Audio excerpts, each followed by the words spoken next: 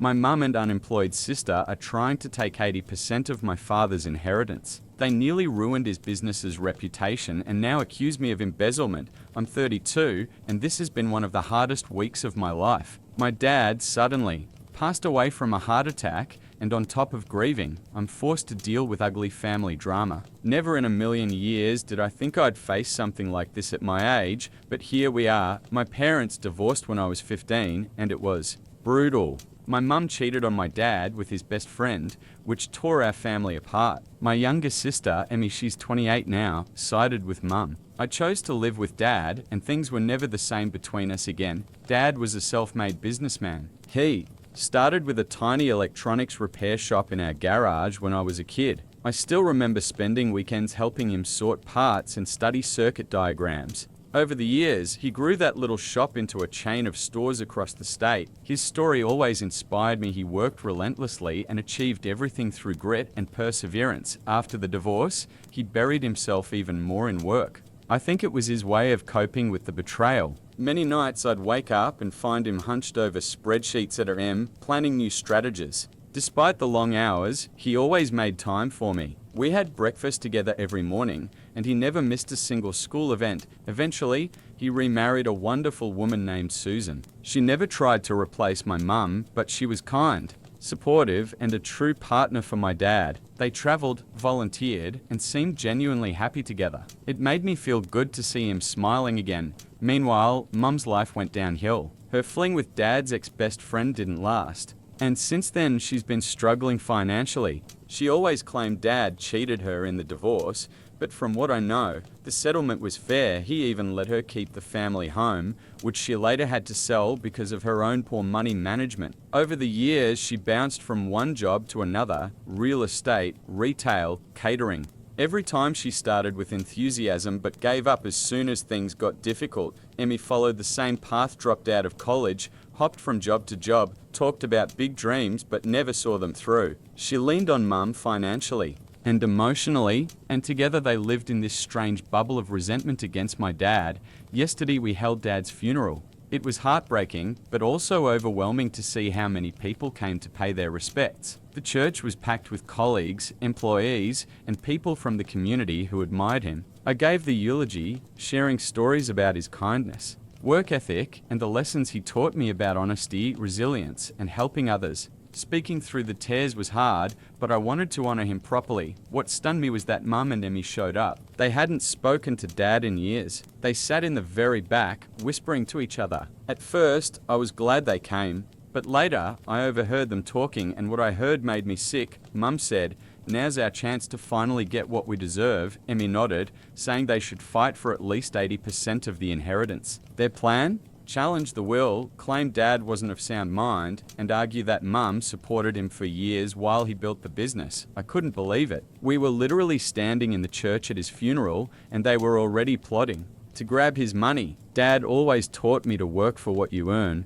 and here they were, scheming to steal what wasn't theirs. It felt like betrayal, not just of me, but of everything he stood for.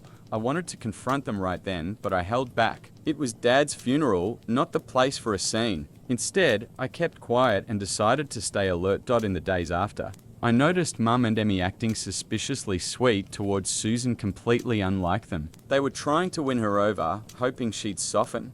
I even caught Emmy snooping around Dad's office, pretending to look for family photos, but obviously searching for documents to use in court. Yesterday, we finally sat down with Dad's lawyer for the reading of the will. Susan was quiet, still shaken from losing him. Mum and Emmy kept shifting in their seats, glancing at each other nervously. I tried to keep my face neutral, though inside I knew exactly what they were hoping for. As expected, Dad left the business to me since I'd worked alongside him for years and understood it best. Susan inherited the house and a large portion of his savings. He also made several charitable donations, true to his values, and Mum, Emmy, they weren't even mentioned. Mum and my sister only got symbolic amounts, $10,000 each. The moment the lawyer finished reading the will, my mother exploded. She started yelling about how unfair it was, how she had supported my father for years while he built his company, and how she deserved a bigger share. Conveniently, she left out the part where her affair destroyed their marriage. Emmy jumped In right after, claiming it wasn't right that I inherited so much since I had already benefited by living with Dad after the divorce, she accused him of favoritism, saying he punished her just because she sided with Mum back then. It was obvious they had rehearsed this whole performance. That's when I snapped. I told them I had overheard their little scheme at the funeral. I called them out for plotting to contest the will and trying to take advantage of the situation. I said they should be ashamed of themselves thinking only about money while the rest of us were grieving. Mum tried to backpedal, saying I didn't understand how hard things were for her after the divorce. She painted herself as a victim, glossing over the fact that she squandered everything she got in the settlement. Emmy accused me of always taking Dad's side and never caring about them, but I stood my ground. I reminded them how they treated Dad all those years, cutting him off, rejecting his attempts at reconciliation. I pointed out that he didn't owe them anything. The fact that he left them even a token amount was proof of his generosity.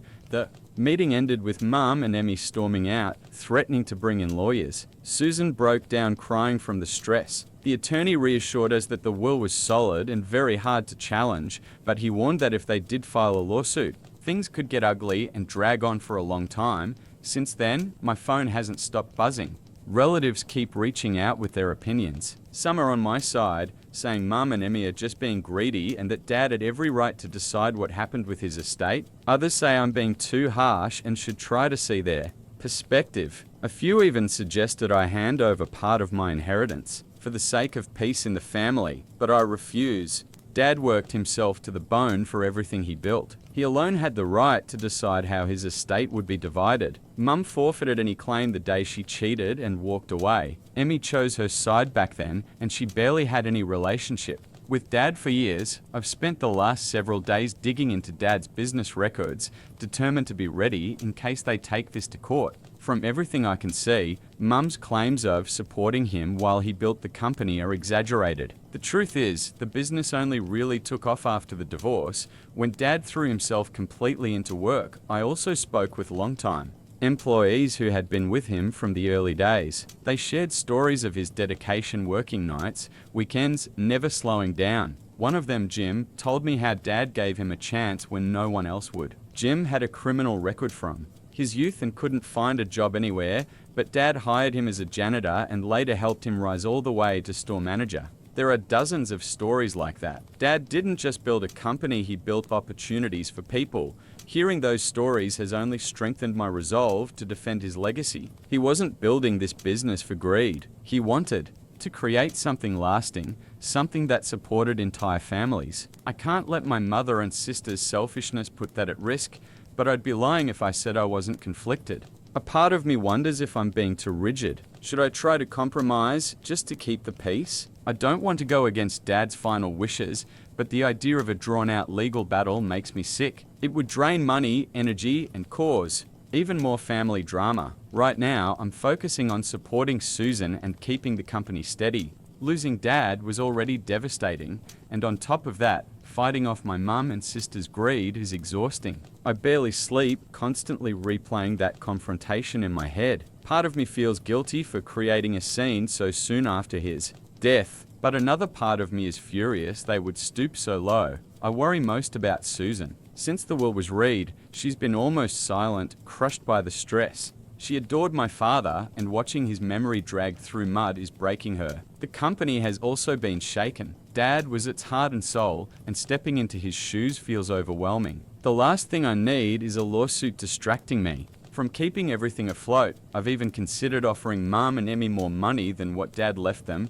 just to make them go away. But I know the risk that giving in might only encourage them to demand more. And most importantly, it would betray Dad's wishes. Last night, I found an old family photo album in Dad's office. One picture stopped me cold, the day of the first store's opening. Dad stood there cutting the ribbon, Mum smiling beside him, and Emmy and I clapping as little kids. We looked so happy, so proud. And I wondered, how did we end up here? How did that family turn into this? So here's my dilemma. Am I wrong for confronting my mum and sister so harshly, for standing my ground on honoring Dad's will? Should I fight this battle to the end, or try to compromise for the sake of family peace? I honestly don't know. If Mum and Emmy truly had zero chance of winning in court, part of me thought about just offering them a little more money to make them go away. Not a stake in the company, never. But if Dad left them each $10,000, maybe I'd offer 20-30K just to avoid endless headaches and move on with my life. Because in the end, nerves cost more than money. But if there was any chance they could actually succeed, maybe it would take a bigger offer to settle.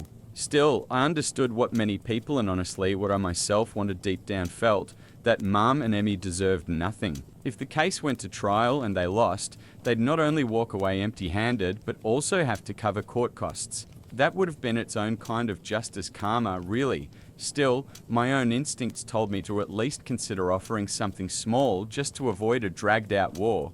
Update 1: it's been about a month since my last post. Unfortunately, I don't have good news. Things with Mum and Emmy spiraled way beyond anything I could have imagined. At this point, it feels like I'm living inside some ridiculous soap opera. Except it's my actual life, and there's no dramatic background music to warn me before everything collapses. First, I want to thank everyone who commented on my first post. Your advice and support were a lifeline. To those who told me to stand firm, thank you. Your words helped me stay grounded. And to those who suggested compromise, I truly appreciate that perspective too. I even tried, but more on that later. So, where do I start? I guess with the lawsuit. Yep. Mum and Emmy officially hired an attorney to contest Dad's will. About a week after the reading, I was served court papers. Their lawyer has a reputation for being ruthless in inheritance battles. The lawsuit claims that Dad was not of sound mind when he wrote his will, and that Mum supposedly contributed significantly to building the business during the marriage, so much so that she's entitled to most of it. They're demanding 80% of the estate. Exactly what I overheard them plotting at the funeral. It's absurd. But absurd or not, it's already causing real damage. Legal fees are piling up fast. I had to hire my own lawyer. Thankfully, Tom, Dad's longtime friend and legal advisor, agreed to represent us. He knows the history of both our family and the company, which is a huge help. Even with his discounted rates though, this isn't cheap. Tom is confident the will is airtight, and that Mum and Emmy don't have a case. But he also warned me these disputes can drag on for months, sometimes years, and the lawsuit isn't even the worst part. Mum and Emmy launched a smear campaign against me and Susan. They're spreading disgusting rumors telling people Susan manipulated Dad into rewriting the will, that I've been embezzling money from the company for years, and that we plan to sell the business and fire everyone. Total lies. But rumors travel fast. I've spent countless hours on the phone reassuring employees that their jobs are safe. Even some of our long-time customers started asking if they should take their business elsewhere. Last week, I overheard 2 new hires whispering in the break room, wondering if they should start job hunting in case mass layoffs happen. I had to call an emergency staff meeting to squash the gossip. It kills me that it's come to this, that I have to defend both myself and my father's memory to people who worked beside him for decades. The accusation of theft especially infuriates me. Dad was meticulous about the company's finances, and he drilled that same discipline into me. The thought that I would steal from the very business he poured his life into makes my blood boil. I spent the past week going through financial records with our accountant, preparing evidence in case the claim makes it into court. Susan is struggling more than anyone. She isn't used to this level of scheming and backstabbing. At one point, she even said maybe we should give Mum and Emmy what they want just to make it stop. I had to remind her again and again that giving in is exactly what they want. The other night, I found her crying in Dad's office, clutching one of his old sweaters, the one he always wore when he worked late. Through her tears, she looked at me and asked, would he really want all this fighting? My heart broke. I tried reaching out directly to Mum and Emmy, phone calls, texts hoping to reason with them. They ignored everything. Now all communication goes through their lawyer. It feels like they've forgotten we're even family. I did run into Emmy at the store last week. I thought maybe without Mum around I could get through to her. But the second she saw me, her face went cold. She accused me of turning the family against her and stealing Dad's money. I tried to remind her how they treated him after the divorce, but she just smirked and said, "You were always Dad's golden boy." Then she walked away. It was like talking to a stranger, not the sister I grew up with. Meanwhile, the rest of the family is splitting apart. Some of my aunts and uncles are furious at Mum and Emmy and fully on my side. Others think I'm being too harsh and should just give them more money for the sake of peace. My cousin Jack even yelled at me during a family dinner, saying my stubbornness is what's tearing us apart. I left early just to avoid making a scene. That dinner was supposed to be a chance for us all to come together, remember Dad, and support each other. Instead, it turned into a battlefield. My Aunt Sarah Mum's sister even threw little digs about how some people forget where they come from once they get a little money. This is my life now. A nightmare I can't wake up from. Update. #2 that dinner with the family ended in total chaos. My uncle Pietar Dad's brother fired back at my cousin Jack, saying some people never learn to value hard work. Jack started shouting, and from there everything just unraveled.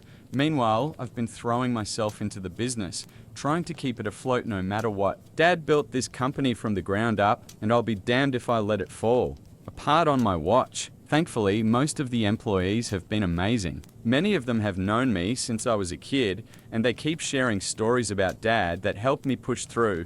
One moment that hit me especially hard, Jim the guy dad once gave a second chance to I mentioned him before came into my office the other day carrying a stack of old photographs. They were from years of company events, picnics, Christmas parties, store openings, and in every single picture there was Dad, sleeves rolled up, working right alongside everyone else. Jim looked at me and said, "This is who your father was. This is what you're fighting for." I can't even put into words how much that meant, but the toll is real. I barely sleep. I've lost weight. Friends keep telling me I look awful. My schedule is nothing but lawyers, paperwork, and damage. Control. Sometimes I catch my reflection in the mirror and hardly recognize the exhausted, hollow-eyed man staring back. For a split second, I wonder if it's worth it. The worst part is the doubt. I keep asking myself, am I making the right choice? Would it be easier to just pay them off so this nightmare ends? But then I remember the look on Dad's face when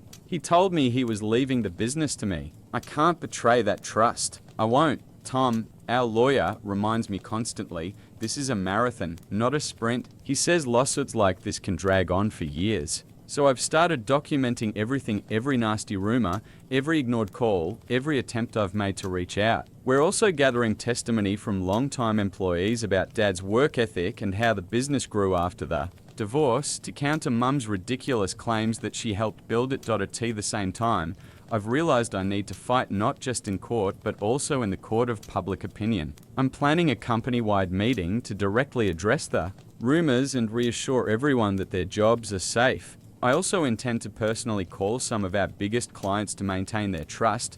Susan and I are even working on starting a scholarship fund in Dad's name for local kids who want to study business or electronics. We figured it's not only a way to honor his memory, but also to show the community that, like him, we believe in giving back. The response so far has been incredible. Even my old high school principal suggested we award the first scholarship at this year's graduation ceremony. It's a small light in a very dark time. As for Mum and Emmy, I've stopped trying to reason with them. If they want to communicate, it'll be through lawyers. It hurts to imagine what Dad would think, seeing his family torn apart like this. I wish I could tell you they came to their senses, that we patched things up and became one big happy family again. But that's not reality. The truth is messy, painful, and full of disappointment for those who told me in my first post to seek compromise. I want you to know I really did try. I offered them a trust fund larger than the $10,000 Dad had originally left, but nowhere near the insane 80% they demanded. They flat out rejected it. Their counteroffer, if you can even call it, that was that they dropped the lawsuit. If I gave them 70% of the inheritance and walked away from the company entirely. When Tom told me that, I almost laughed. It's so detached from reality, it made me wonder if we even live in the same world anymore. So here I am, preparing for a long, ugly legal war with my own mother and sister. Definitely not what I expected when we buried Dad just months ago. But this is the path, and I'm walking it. What weighs on me the most is knowing that no matter how this ends, our family will never be the same. Even if by some miracle Mum and Emmy dropped everything tomorrow, too much has been said. Too many lines have been crossed. Trust is gone. Love. I don't even know if it was ever there from their side, but I'm not fighting alone. Susan has been my rock through all of this. She misses Dad, she hates the rumors, she feels the weight of the lawsuit, but she's still here, reminding me what we're fighting for whenever I start to doubt. And beyond her, I've got Dad's old friends, employees who feel more like family than blood ever did, and loyal clients reaching out to show support. Maybe that's what Dad was trying to teach me all along, that family isn't just blood. Family is the people who stand beside you, share your values, and help you be the best version of yourself. I'll write another update when I have news. In the meantime, if anyone has advice on surviving baseless lawsuits or pushing back against smear campaigns, I'm all ears. And thank you again truly for all the support. It means more than you know. Hopefully, the next update will bring better news. Final update, what a year it's been. I kept putting off writing this last update partly because life stayed hectic, but mostly because I wanted to be absolutely sure everything was over before sharing it with you. Now it is, and I promised to keep you in the loop. So here we go. Let's start with the lawsuit. After months of legal battles and mountains of paperwork, we finally had our day in court. It was exhausting beyond words. Mum and Emmy's lawyer pulled out every trick he had, painting Mum as the long-suffering wife who sacrificed everything for Dad's business only to be cruelly cast aside. He even brought in so-called experts to testify about the emotional labor of a spouse being the foundation of a company's success. Theatrics were off the charts. He had Mum take the stand, telling stories about lonely nights while Dad was at the office conveniently leaving out her affair with his best friend. But Tom, our lawyer, was ready. He presented proof of Dad's endless hours of work, employee testimonies about how the company really grew after the divorce, and financial records showing Mum had already received a fair settlement back then. He also didn't let her gloss over the affair. One of the most powerful moments came from Jim, the same employee Dad gave a second chance to. He told the court how Dad believed in him when no one else would, and how he watched firsthand as Dad's determination built the business. By the time he finished, there wasn't a dry eye in the room except for Mum and Emmy, who sat stone-faced, like they'd swallowed something bitter, but the knockout blow came from something completely unexpected. Remember how Emmy had snooped around Dad's office after the funeral? Turns out she did find something Dad's old journal from the divorce years. They thought it would strengthen their case, maybe show Dad's state of mind. Instead, it destroyed them. When Tom got it during discovery, it told a very different story. Pages about sleepless nights, juggling payroll, taking out a second mortgage on the house to keep the company alive. Notes about Mum's indifference to the business, her reckless spending, and yes, her affair. I'll never forget one entry Tom read aloud. Dad wrote about a night when everything was on the brink of collapse. He came home desperate to talk money, only to find Mum out partying, having spent hundreds on a new outfit. He described how alone he felt, how close he was to giving up. But then he wrote about quietly checking on me while I slept. And that moment gave him the strength to keep going. For my son, he wrote, I will build a legacy he can be proud of. Hearing those words in court nearly broke me. But they also reminded me why I was fighting. After that, things moved quickly. The judge ruled in our favor, threw out their case, and ordered Mum and Emmy to cover our legal fees. On paper, it was a total victory. But it didn't feel like joy, just relief, and a heavy sadness that it ever came to this, and that wasn't the end. Remember the smear campaign they'd been running? It backfired. Some of the nastier rumors, like embezzlement and claims that we planned to sell the company, were legally deemed defamatory. We didn't sue, but the threat alone forced them to issue a public retraction. Watching them admit they'd spread lies was surreal. They looked small, defeated, nothing like the bold, angry women who started all of this. Part of me pitted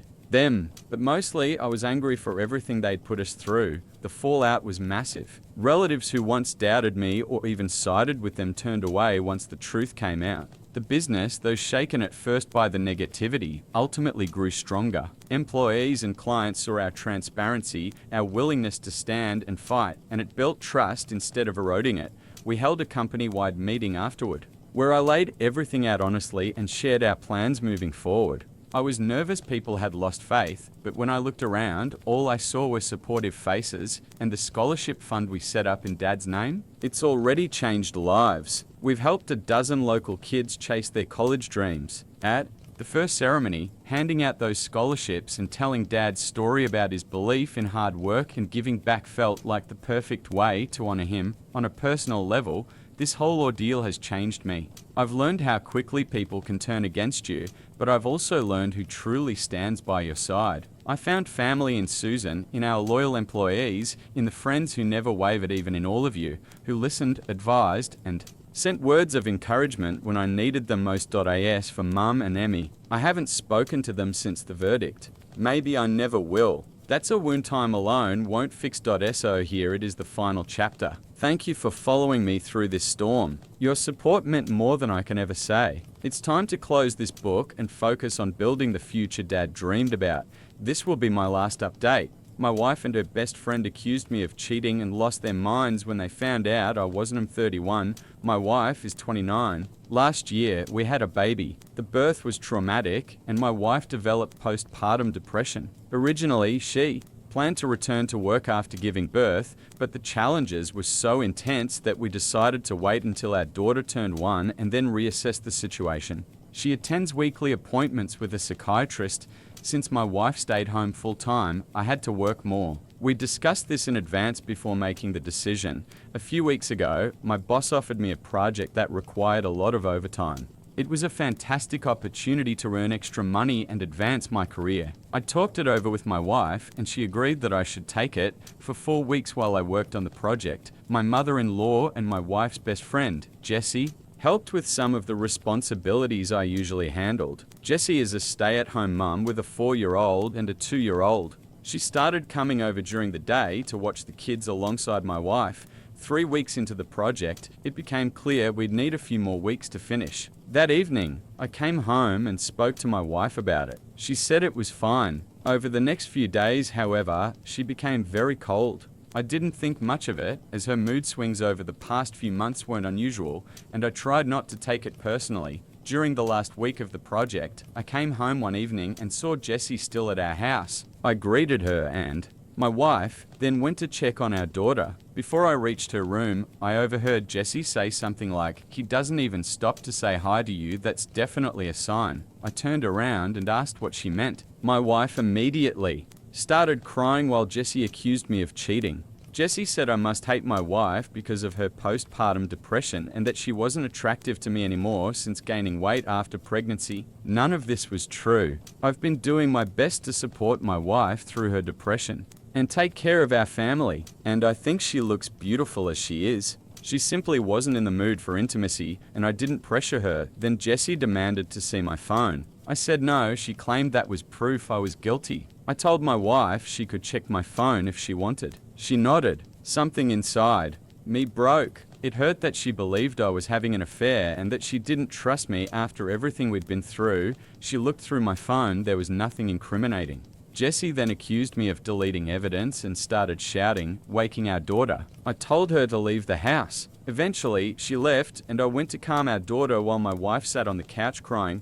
Once our daughter was asleep again, I sat next to my wife and tried talking to her. She admitted she'd been worried ever since I started working overtime. I reminded her we had discussed the project beforehand, and she had agreed I should take it. She said it was suspicious that the project timeline had been extended. I explained that sometimes these things happen and showed her messages, emails, and payroll records proving the overtime. She apologized for doubting me and said she trusted me again. It was just that Jessie kept telling her these things were signs. I asked my wife why she trusted Jessie more than me and why she didn't come to me first with her concerns. She had no answer. A couple of weeks later, the project ended. I've reduced my workload a bit to spend more time with my wife and daughter, but I feel completely drained trying to accommodate her and anxious, because deep down I know she doesn't fully trust me. I wonder what will happen next time I take on a project or have a work assignment, or if I go on a business trip. Will this cycle of accusations happen again? I've tried bringing it up a few times, but my wife says it's not the right time. She's tired and sad. I try to respect her feelings, but I can't help wondering if there's room for my feelings in our family anymore. I don't know what to do in this situation. Does anyone have advice on how to move forward? Update: 4 days later that evening, I approached my wife and told her I wanted to find a therapist. I didn't connect it to her accusations or anything specific, I just said I was struggling. She shrugged. She said, "Do whatever you want." The next day, I returned from work to find our bedroom and my home office completely ransacked. Papers and personal items were scattered everywhere. My wife was nowhere to be found, and our daughter was crying in her room. She had left her alone and turned off her phone. I immediately tried calling her parents and a few friends, but no one had seen her. Growing more anxious, I called my mum to see if she could watch our daughter while I searched. Before my mum could arrive, my wife came back, driving the car. Jessie, her friend, stayed in the car and hadn't entered the house since I had kicked her out because she was insulted by my behavior. My wife walked in, visibly upset and in tears. I asked what had happened, initially fearing that someone had broken in. Instead, she started yelling at me, accusing me of cheating and claiming that my visits to a psychiatrist were a cover to see a mistress. I tried to calm her and insisted that none of it was true, but she attacked me and broke my nose. After realizing what she had done, she slumped onto the couch in a dazed state, staring blankly at the wall. I quickly went to my daughter's room and locked the door. I called my mum, who was already on her way, to explain the situation, and also reached out to my mother-in-law to ask her to come and look after my wife. I packed a bag for our daughter, and my mum and I left with her. My wife didn't even look up. We dropped our daughter off at my father's house and then went to the emergency room to treat my nose. In the process, I stained my mum's new Subaru with blood. For now, my daughter and I are staying with my parents, while my wife is with her parents. I am considering filing for a restraining order against Jessie. My wife and I are separating. I still love her, but I cannot live with someone who causes me harm and could potentially endanger our child. I am holding off on divorce, hoping she will receive the necessary treatment so we might repair our relationship. My in-laws mentioned that they are considering inpatient care at a local facility. I have also documented the entire chaotic incident in case it becomes relevant for custody proceedings. My heart aches because I know this isn't really my wife, it's her mental illness, but I have to protect myself, our daughter, and give my wife space to recover. I hope this is the right decision. Ultimately, I concluded that to safeguard my daughter, I must file a police report. I was heading to the station when, 3 days later, my wife died early Monday morning. She had become convinced by her friend Jessie that I was having an affair, which was entirely false. She lost her sanity. She was with her parents, who had planned to admit her to a hospital for treatment. On Sunday evening, she had come to my parents' house, demanding to take our daughter. She had left her alone for a few hours previously and had attacked me. I refused. I offered her supervised time with the child in the presence of both sets of parents, but she refused, upset, and eventually left. A few hours later, she crashed her parents' car into a tree and died. Jessie visited yesterday, crying to see me and our daughter. She claimed she planned to speak at my wife's funeral and that she had arranged it with my in-laws, but informed me out of courtesy. I told her she would not be allowed to speak. We argued and she left, saying that I wasn't the only person who loved my wife. I spoke with my in-laws, who insist that Jessie should be allowed to speak because she had known my wife since childhood, and they are close to her. I fear that giving in to their pressure could damage my relationship with them. At the same time, the thought of Jessie standing at my wife's funeral makes me physically sick. I don't think I could bear hearing her, knowing she had taken pleasure in my wife's mental decline and had left our daughter alone, yet I don't trust my own judgment right now. My mind is clouded, my parents are divided over what to do, and I don't have the energy to reach out to friends. So once again, I am asking, what should I do? My grandma gave me a penthouse for my birthday, but my mum tried to take it away to please her new husbandi everyone. 3 days ago, I turned 15, and my grandma gave me the most unbelievable gift. She signed over the deed to her penthouse apartment to me. She doesn't even live there full time. She has a house in the suburbs and only stays in the penthouse when she comes into the city. I was over the moon. It felt like, for the first time in a long while, something good was happening in my life, because honestly, this last year has been absolute hell. It started when my dad walked out. He'd always been a complete workaholic, barely around, but the divorce still blindsided me. My mum never even told me directly. One day, I just noticed he was gone. Later, I found out he had already filed for divorce almost a year before. By the time I realized what was happening, it was basically over. He didn't even say goodbye to me, just left me one last message, be good. That was it. I haven't seen him since. When the divorce finalized, Mum got the house and full custody of me and my little brother. Dad technically had visitation rights, but he never used them. He just vanished from my life. Then, about 2 months ago, Mum dropped another bomb. She'd been dating someone, let's call him Robert, for a few months, and now they were engaged. I barely had time to process that she was even seeing someone before she announced he'd be my stepdad. It felt rushed, forced, and honestly pretty desperate. How do you even know someone well enough in 5 months to marry them? When I finally met him, he seemed distant and cold with me. With my 4-year-old brother though, completely different. Playful, warm, like he was auditioning for best stepdad ever. At first, I brushed it off as him just being more comfortable with little kids. But a couple of weeks later, Mum sat me down and told me the real reason behind their whirlwind. Engagement. Robert had been offered a new job in another state. They were moving, and here's the kicker, they planned to take my little brother, but leave me behind. With my grandma, when I asked why, Mum basically admitted it was Robert's idea. He wanted my brother because he was still young enough to bond with, but me? At 15, I was too old to ever become his real daughter. Plus, apparently, I'd upset him when I said 5 months wasn't long enough to know someone before marrying them. He decided I was stuck in the past and would never accept him. And my mum agreed. She told me I'd be better off staying with grandma.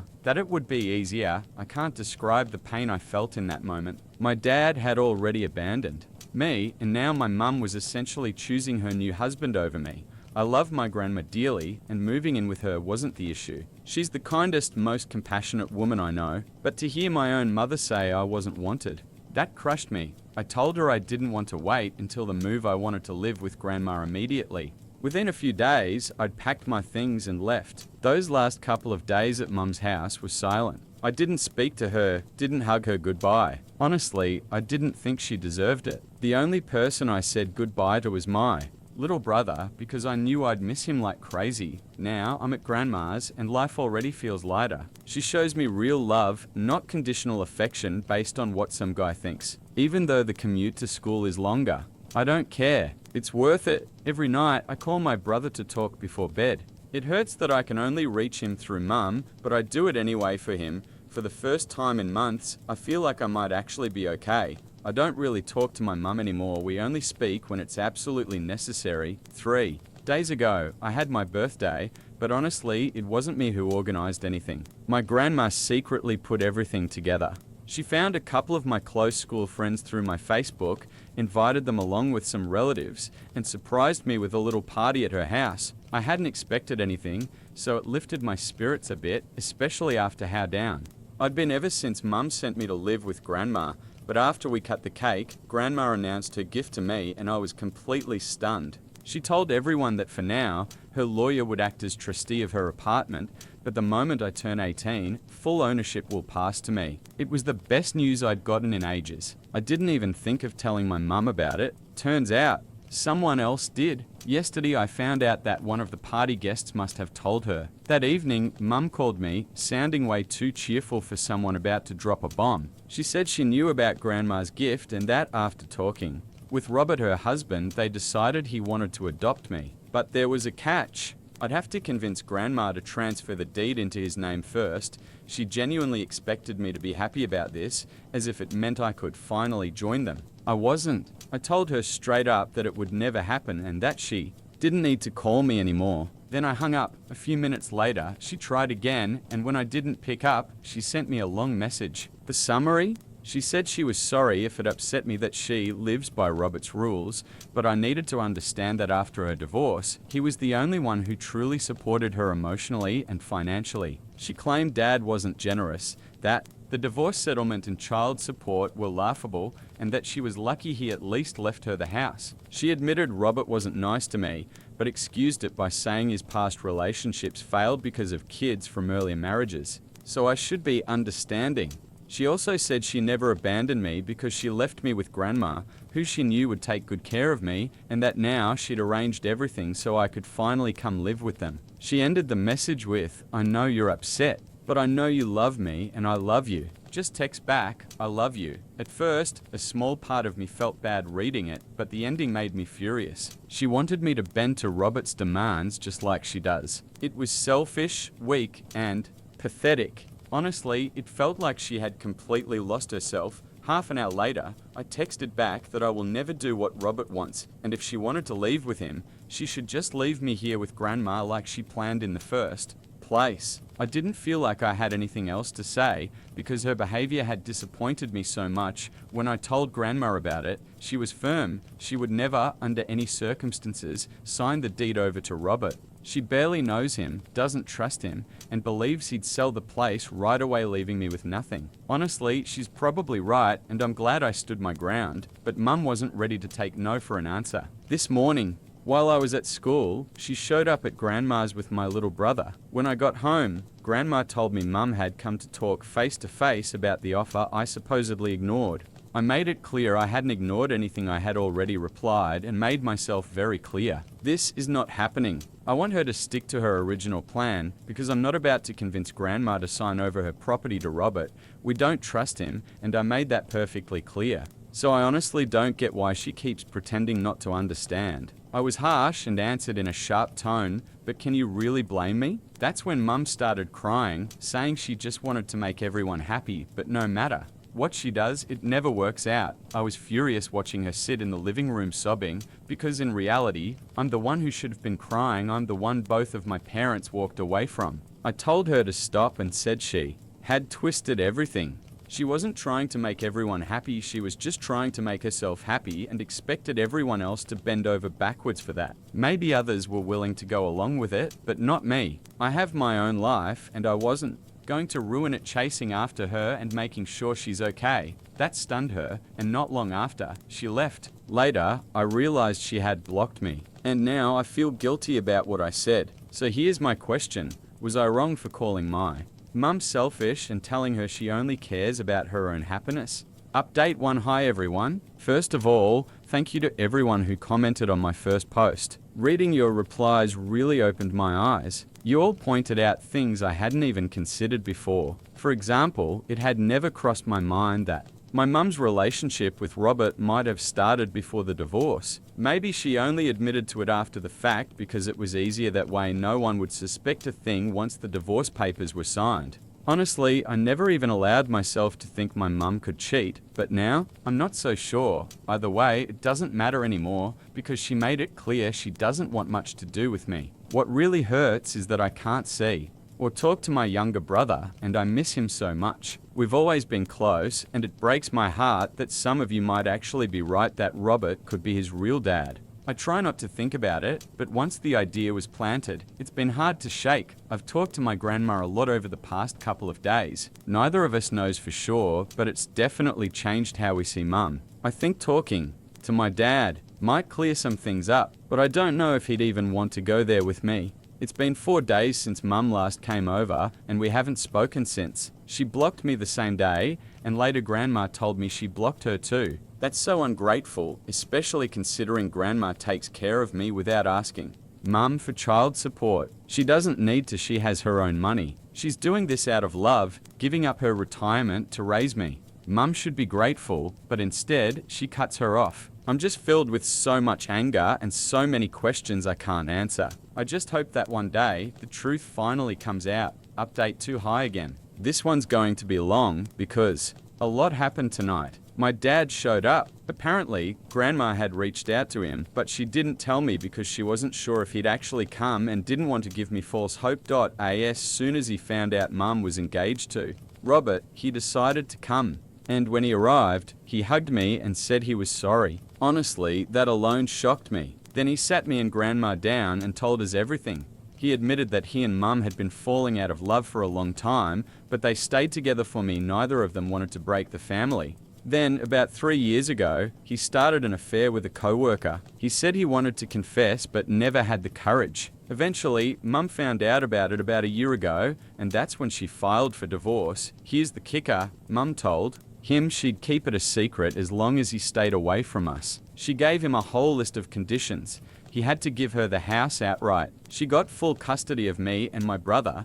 though technically he still had visitation rights, but he could only see as if she allowed it. On top of that, she demanded huge child support payments and a large share of the marital property, and he agreed to all of it. The only thing he asked in return was that she never expose his affair to me, because he didn't want me to see him. As a chitter and hate him forever. So far, Mum had kept that secret, but the price was that I had no relationship with him. He also apologized for always being a workaholic, saying he never spent enough time with me or built a real bond, but he added that it wasn't only his fault Mum always wanted more, and to keep up with the lifestyle she demanded, he had to work himself into the ground. He admitted that wasn't an excuse, but he wanted me to understand that the blame wasn't just on him. I guess I get that, but it's still a lot to process. Then he explained why he had broken his promise to her and showed up anyway. In the message my grandma left him, she had mentioned Robert and asked if Dad knew him. That's what made him rush over immediately. Not only did he know Robert, he knew exactly what kind of man Robert was, and he wanted to warn us. Turns out, my parents and Robert were all part of the same college group. Mum and Dad were already dating back then, but Robert had always been into her. Right before graduation, when they all went out drinking, Robert confessed his feelings. Mum rejected him since she was with Dad, but she only told Dad about it 2 weeks later, admitting she was confused about her feelings. That led to them taking a break for nearly 2 months. During that time, she even went on a couple of dates, including with Robert. It didn't last, and eventually she got back with Dad. When they reconciled, Dad asked her not to keep contact with Robert because it bothered him. At first, she agreed, but later that same year, he found out she had still been talking to him. It turned into a huge fight, almost breaking them up. Not long after, Robert actually showed up at Dad's place, and they ended up in a physical fight because Robert thought it would somehow impress Mum. Instead, it disgusted her especially, since she'd already made it clear she only wanted to be friends. After that, she cut him off completely. According to Dad, Robert was always unstable and a pretty awful person. After college, he left town, and no one heard from him for years. Dad suspects Mum and Robert reconnected a couple of years ago, since she once mentioned hearing he had moved back. He's not sure when they actually started seeing each other again, but the fact that they're engaged now basically proves she cheated too, which means all the divorce conditions she had forced on him technically lose their weight. Dad said he plans to confront her directly, but before doing so, he wanted me to meet with her myself and hear her side. He promised he'd wait and then act after I had my talk with her. Honestly, my head is spinning. I don't know who to believe. Neither of my parents has treated me well, and this whole situation is just one giant mess. Update 3, I finally talked to Mum. I didn't mention that I had already seen Dad, I just wanted to hear her version without her getting defensive. Since she had blocked me, the only option was to show up unannounced. Dad had come over 3 days ago, and yesterday I finally gathered the courage to face her. She looked shocked when she opened the door, but she did let me in. Luckily, Robert wasn't home, so we could talk privately. I started by apologizing, though honestly it was just to break the ice so she'd actually open up. I told her I was struggling to accept Robert so quickly after the divorce, and that's why I'd been acting the way I did. Then I got to the point. I said that the timing of everything felt way too convenient, like it was just too neat that she suddenly met this perfect guy right after her marriage ended. That would have been the perfect chance for her to admit she had known Robert back in college, but she didn't. She just said she was lucky to run into him again. That was it. But I already knew Dad wasn't lying about them all knowing each other in college because he has photos. The only thing I still wasn't sure about were the finer details of his version of events. The moment Mum flat out lied to my face about never knowing Robert before, I realized who I should believe. But then she made it even worse for herself. She admitted she had no intention of ever telling me the truth, and the real reason she rushed into an engagement and moving in with Robert was because she wanted to erase everything connected to my dad, to wipe him completely out of her life, and then she went further. She told me about his affair, the very secret Dad had sacrificed everything to keep from me, the one she promised never to reveal. That was the breaking point. I didn't see any reason to keep talking. I just told her we'd see each other again sometime, and I left. As soon as I walked out of the house, I called my dad and told him he could do whatever he needed to do now, because I finally knew the truth. He hadn't lied to me. Mum had. So now she'd finally face the consequences. I'm not saying my dad suddenly became a saint or that all his mistakes are forgiven, but compared to my mum, he's not nearly as awful. Update for Hi again. A lot has happened since my last post. First, a question that's been eating at everyone including me, is my brother actually my dad's son? The answer is yes. After dad confronted mum, they did a DNA test last month. Thankfully, it confirmed that my brother is his biological child. That gave dad the confidence to go after full custody. Since I'm 15, I can officially declare that I want to live with dad, and that will be taken into account legally. That being said, I'm still living with my grandma for now. Even though dad is trying hard to make things right, there's still a lot between us we need to work through. I feel safest here with grandma, and I'm not ready to move back in with him yet. Mum, of course, was furious when she realized my visit had been all about finding out the truth about her and Robert. She unblocked me once just to curse me out, then immediately blocked me again. We haven't spoken since .as for Robert. He dumped mum almost as fast as he got engaged to her. Turns out, the whole time he was stringing her along, he lied about having a job offer. His actual plan was to try to worm his way into his uncle's failing business and live off my mum's money. That's also why he was pushing her to convince me to sign over the apartment grandma had gifted me. They'd been together for 2 years, and all along he was just playing her .so. Now mum's been scammed, dumped, and humiliated. Instead of admitting her mistakes, she goes around whining to her friends about Robert, not realizing they all laugh behind her back. That's actually how dad found out the truth. Her friends spilled it, and honestly, I'm grateful. Grateful that mum chose to push me out of her life the moment Robert told her to. It hurt at first, but now I see it was a blessing. So here we are. Dad and I have agreed to try to rebuild our relationship. He's promised to do better and be the kind of father I needed all along. And once he gets full or at least joint custody of my brother, we'll try to piece together some version of a family again. I don't know if we'll ever be a normal family, whatever that even means anymore, but maybe we can at least be a happy one. And for now, that's enough for me. I let my sister-in-law throw her baby shower at my house, but then she tried to kick me out of my own home during the party just to impress one of her wealthy friends. I told her husband what happened, and that ended up leading to their divorce. Now she's raising the baby alone. I'm 32, married for 3 years. My husband 35, and I have been together for 5 years, but he's currently working out of town, so we're basically in a long-distance situation. He comes home every other weekend. We recently bought a beautiful new house right next to my parents' place, so it's convenient for all of us. It's pretty big for just me, but I love the space. At our housewarming, everyone complimented it, especially my sister-in-law, Carrie 32. She couldn't stop gushing about it. Carrie and I aren't super close, but we've always gotten along. A couple weeks ago, she asked if she could have her baby shower at my house. I agreed without hesitation. She was pregnant. I didn't want to be rude, and honestly, I thought it might be nice to socialize a bit since I spend a lot of time alone. She said she didn't want to waste money renting a venue when I had such a perfect home for it. Her own house is fine, but smaller and not as impressive.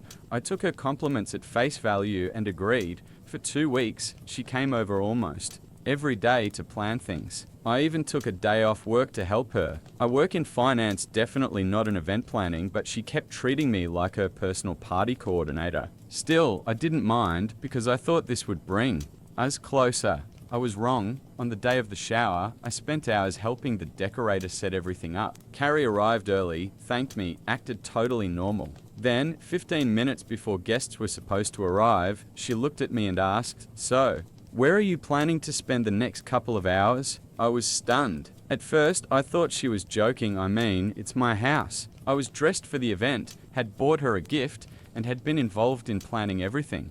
I asked if she was serious, and she calmly explained that I wasn't on the guest list. Apparently, she'd never intended for me to be there. She claimed she thought I was just helping out, like some kind of hired planner. She told me the shower was for close family and friends only, and that unfortunately, I didn't make the cut. She even asked me to leave before her guests arrived so I wouldn't cause a scene. I was furious, humiliated, and honestly heartbroken. I stormed outside to call my husband, but he was busy at work and couldn't pick up. I couldn't hold it in anymore. I decided to call Carrie's husband, Jim 33.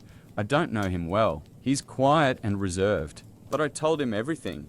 how I'd let her use my house, helped plan the whole thing, and then how she tried to kick me out of my own home for her little exclusive party. He was silent for a long time after listening. I apologized for dumping all this on him, but I couldn't keep it in. I was so hurt. Jim finally said, very calmly, that I had nothing to apologize for and that under no circumstances should I be leaving my own house. It would have been ridiculous for me to leave. And Jim told me he was on his way over. He didn't want things to escalate between Carrie and me, and he didn't want her getting worked up while pregnant. That sounded reasonable, so I waited. 15 minutes later, before any of her guests arrived, Jim showed up. Carrie looked like she'd seen a ghost when he walked in. As soon as I heard the doorbell, I went back inside. We all stood in the living room, and Jim calmly but firmly told me I was absolutely welcome to stay for the shower. This was my house after all. Carrie tried to argue, but he gave her a sharp look and she went silent. She spent the whole evening glaring at me like she wanted me to vanish. I kept my cool and carried myself with dignity, but I quietly decided right then I was done with her. I even thought about cancelling the whole event out of spite, but I'd put too much time and effort into helping set it up. So I endured the evening and promised myself I'd never deal with Carrie again. After the shower ended, Jim apologized again for her behavior. Carrie didn't even look at me. He actually apologized for that too, saying she had no right to treat me that way. She was clearly bitter and thought I had forced myself into her special day, which was honestly insulting given it was happening under my own roof. Later that night, I told my husband everything. He was furious and wanted to call his sister immediately, but I asked him not to, at least not that night. I just wanted peace, but peace didn't last. The very next morning, my in-laws called me, fuming. Apparently, when Carrie and Jim got home, they had a huge blowout fight because Jim knew what she'd done to me. Now Jim had packed up and said he was done. He stopped speaking to Carrie entirely and even cut off communication with my in-laws. That shocked everyone, since Jim had always been close to her family. Their parents had even been old family friends. But suddenly, his side of the family blocked Carrie's parents everywhere: social media, phone, everything. And yet, somehow, this was all my fault. According to Carrie and my in-laws, if I had just kept quiet and gone along with her plan, none of this would have happened. They actually blamed me for ruining her marriage. I couldn't believe what I was hearing. Carrie humiliated me in my own house, and I was the one being painted as the villain. I lost it. I told them straight up, I am not taking the blame for any of this. Carrie behaved horribly.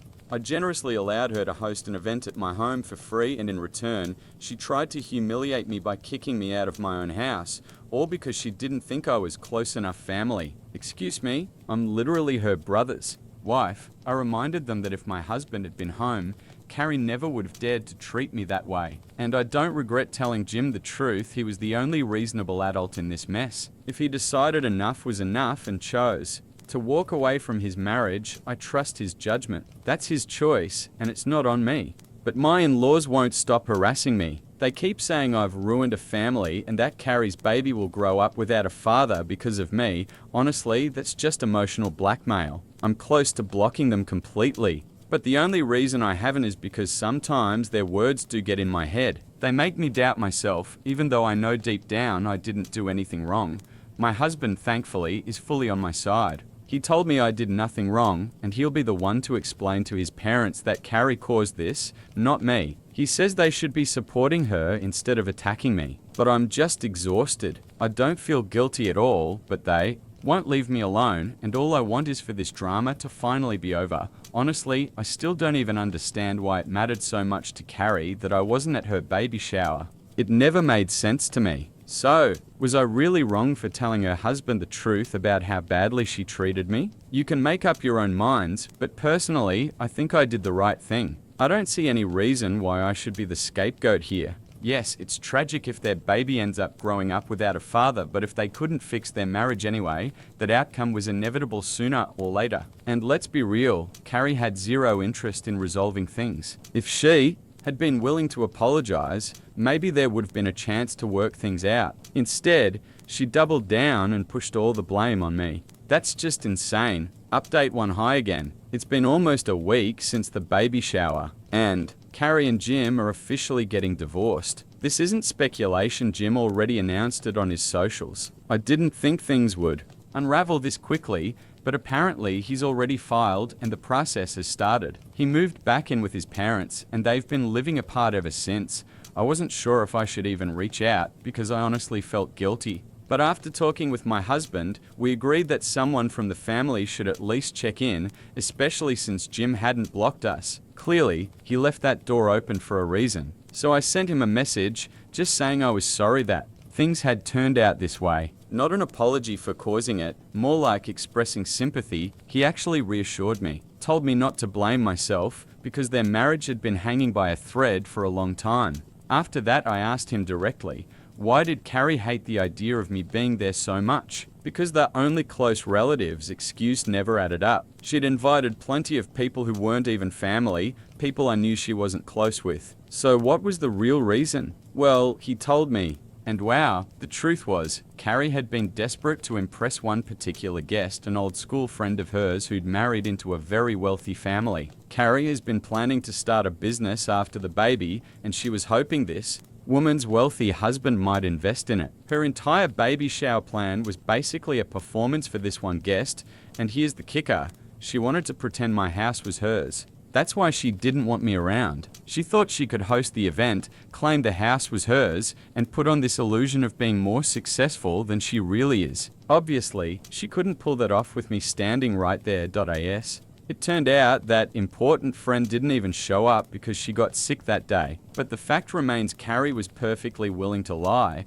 humiliate me, and use me just to keep up appearances. When Jim found out, he confronted her at home. She admitted it openly, like it was no big deal to fake an entire lifestyle just to impress someone from high school. Jim told her straight up she owed me an apology for treating me like trash after I'd been generous enough to host. She flat out refused, and that fight cracked open everything else. According to Jim, this wasn't new behavior. For the last couple of years, Carrie's been obsessed with pretending they're wealthier than they are, staging things for social media, putting on a front for acquaintances. He said it all started not long after their wedding, when some of her friends made snide comments about how modest their wedding was compared to others. Since then, she's been living in this fantasy of trying to look rich. Hearing this honestly blew my mind, but it also made everything click into place. Honestly, I think all those comments from her friends really got under Carrie's skin. But she's a grown woman, not a teenager. She shouldn't still be this obsessed with what other people think. Real friends don't mock you for not living a flashy lifestyle. If they do, maybe they're not worth keeping around. The thing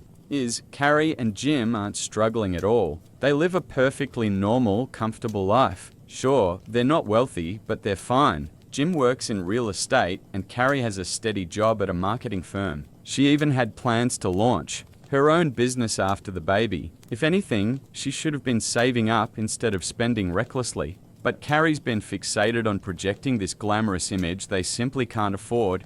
Jim said he tried countless times to explain this to her, that their life is good enough as it is, that they don't need to impress anyone. But she just brushed him off. Instead, she kept buying things without talking to him first, kept putting up a front. That put a constant strain on their marriage. He admitted he used to ignore it because he loved her so much. But with a baby on the way, he couldn't look past it anymore. It wasn't just about money anymore. It was about the kind of future they'd be able to give their child. After the baby shower fight, Jim finally snapped. He told me that even if I hadn't called him that day, he would have left sooner or later. The baby shower incident just sped things up. He doesn't blame me for anything, and honestly, I feel lighter knowing that. My husband and I talked it over too. He feels sorry for Carrie, of course, but he also thinks Jim wouldn't have walked away unless he'd thought it through. Jim was a good husband, and if he reached his breaking point, that says a lot. I do feel bad for Carrie, especially since she's pregnant, but at the end of the day, she dug herself into this. She's in her 30s, still acting like she's in high school, still letting shallow people dictate how she feels about her own life. She needs therapy more than she needs new designer bags. I honestly hope they figure something out, if only for their baby's sake, because growing up in a broken home is tough. For now, though, I'm stepping back. I've decided to block Carrie and my in-laws for the time being, not out of spite, but because I don't see anything good coming from staying involved. My husband agrees. We'll give them space and focus on our own lives. Update to so, my husband just got back a couple of hours ago and he filled me in. He's been in touch with Jim these past few days. And apparently, Jim is open to giving their marriage another shot, but only if Carrie is willing to apologize and agree to go to therapy. My husband's been trying to get that message across to her, but so far she hasn't responded. His parents said she's avoiding everyone right now, just isolating because she's so upset, which honestly is understandable, but the ball's in her court now. .as for some of the comments on my last post, a lot of people called me selfish, saying my husband and I were greedy and should have been financially supporting Carrie and Jim. I honestly don't know how people came to that conclusion, but let me clear the air. We bought this house fair and square because we could afford it. If it hadn't been within our budget, we wouldn't have bought it. And for the record, Jim and Carrie are not broke. They have stable incomes. Acting like they need our charity is just insulting to them. Also, my husband and I are in a very similar financial situation to Jim and Carrie, so I don't understand why they'd need our help or why anyone would think they do. It's a bit odd, but since some of you brought it up, I wanted to clarify. Some people didn't like that I said I hope they reconcile and stay together, claiming Jim deserves better. Maybe he does, but ultimately it's his choice. I don't get why so many people feel the need to pour hate here, call me names, or call Jim a pushover without even knowing him. They love each other despite all their problems, and they're having a child together. That's a big deal. They can't just walk away from each other and move on, given the circumstances. So yes, I wanted and still want things to work out for them. That's all I wanted to say for now. Update 3. Hi everyone. It's been almost 3 weeks since my last post. I just wanted to share that Jim and Carrie have decided to reconcile and try to work things out. I'm really happy for them, even though Carrie and I still aren't talking. I found out from my husband that they've agreed to attend family therapy for a couple of months to see how things go. They'll still live separately for now, and when the baby arrives, they'll see her parent together for the first few months. If things go well, they plan to move back in together. I'm genuinely happy for them. I know this isn't what a lot of people wanted to hear. Many were hoping Jim would just leave her, but he's going to do what he thinks is right, and everyone else will have to respect that. In the land between the Tigris and Euphrates, beauty was a daily devotion. Ancient Mesopotamians didn't just groom themselves, they ritualized it. For them, cleanliness and adornment were signs of civility, favor with the gods, and even political status. You weren't just putting on a face for the world. You were preparing yourself for divine observation. Let's start with the eyes. Thick black eyeliner wasn't born in Cleopatra's boudoir. It was thriving centuries earlier in Sumer. Both men and women painted dramatic lines using kohl, a powdered concoction of lead, copper, and antimony. While this might horrify modern dermatologists, they believed it protected them from evil spirits and more practically from the desert sun's glare. Their skincare routine would make modern influencers pause. Crushed semi-precious stones were mixed intils to exfoliate and brighten the skin. Mud from the riverbanks full of minerals was smeared onto the body in thick cooling layers. After it dried, it wasently scraped off, leaving the skin smooth and luminous. Yes, the first clay masks were less spa day and more ancient science. Hair removal was another ordeal. Using sharpened seashells or early tweezers, they plucked, scraped, or burned off body hair. Smoothness waist-weighted with refinement and with godliness. The more polished your appearance, the closer you were to resembling divine perfection. Even their statues of gods and priestesses are hairless and immaculately styled with symmetrical features and wide painted eyes. And let's not forget the scent. Fragrant oils weren't just pleasant, they were powerful. Myrrh, frankincense, and cedar were infused into animal fats and applied to the skin like perfumes. People believed these scents purified body and pleased the gods. In royal courts, perfumed oils were so valuable that they were offered as tribute. Eyebrows tattooed. Permanent cosmetics weren't invented in the 20th century. They were already practiced in ancient temples. Women inked their brows using soot or natural dyes, creating bold arches that framed their faces dramatically. It was beauty with commitment. If you think today's beauty trends are extreme, let's talk about Cleopatra. Yes, the queen of eyeliner was more than just a seductress. She was the poster girl for Greco-Roman beauty obsession. While her face graced coins, her influence reached into every apothecary and boudoir from Alexandria to Rome. And she wasn't alone. Roman women inherited Egypt's taste for luxury and then dilated it up to 11. Let's begin with the iconic milk bath. Cleopatra was rumored to bathe in donkey milk daily. Whether it was 500 donkus or just a strong rumor, the truth is this: lactic acid found in sour milk is a natural exfoliant. Romans copied this enthusiastically. Elite women bathed in milk, honey, and rose petals, believing it would smooth wrinkles and lighten the skin. And yes, it worked, just not for your wallet. Now to the face. Roman women desired pale, almost ghostly skin, a sign you were wealthy enough to avoid sunlight. Enter ceruza, a face powder made off white lead, highly toxic, but hey, it gave that flawless, matte finish. Women applied this daily, layering it on thick over the cheeks and forehead. Over time, it caused sores, hair loss, and in some cases, death, but looking like a goddess. Worth it, rouge and lip stain were made from red ochre, crusher beetles,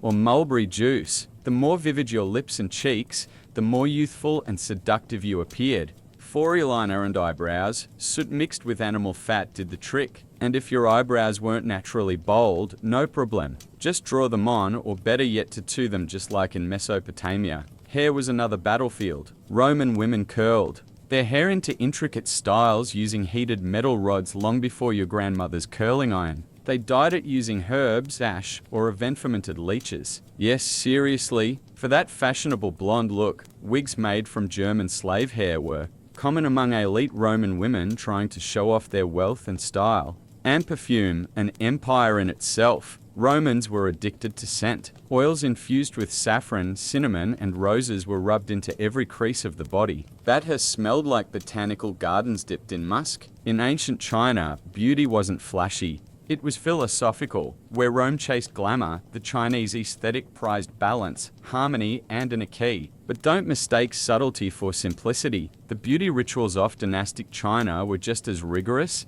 deeply spiritual, and sometimes shockingly intense. Start with the skin. Chinese beauty standards revered a pale porcelainic complexion, not because they feared the sun, but because fair skin symbolized nobility and leisure. Peasant women worked the fields under harsh sunlight. Aristocratic women feasted indoors and preserved their complexions like priceless scrolls. White lead powder, ground pearl, and even powdered rice were common ingredients. It wasn't just makeup, it was medicinetto. Many formulas were designed by court physicians and believed to boost ki or prolong life. But the real star of ancient Chinese skynair was jade. Jade rollers, which TikTok made trendy again, were used centuries ago by Han Dynasty women. Cool. To the touch and symbolically connected to immortality, jade tools were rolled across the face to promote circulation, reduce epiphanis, and maintain youth. Even emperors were known to keep jade pillows,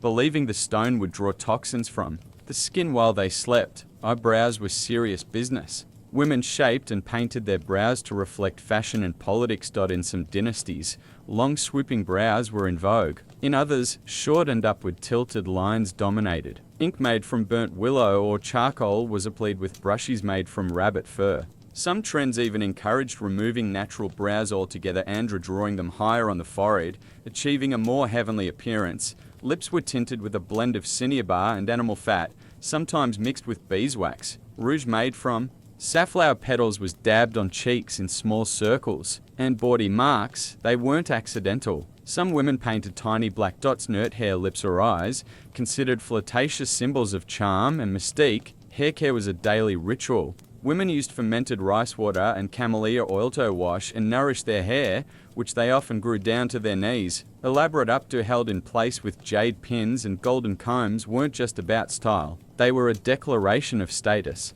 elegance, and cultural refinement. To the ancient Chinese, beauty wasn't loud or lethal. It was meditative, disciplined, and symbolic. It was artful restraint paired with quiet power, written not in words, but in the soft glow of powdered faces, and a curve of a perfect brow. If ever there was a time when beauty killed, literally, it was the Renaissance. In the courts of Italy, England, and France, women weren't just enhancing their appearance. They were slowly poisoning themselves in pursuit of affection. The goal?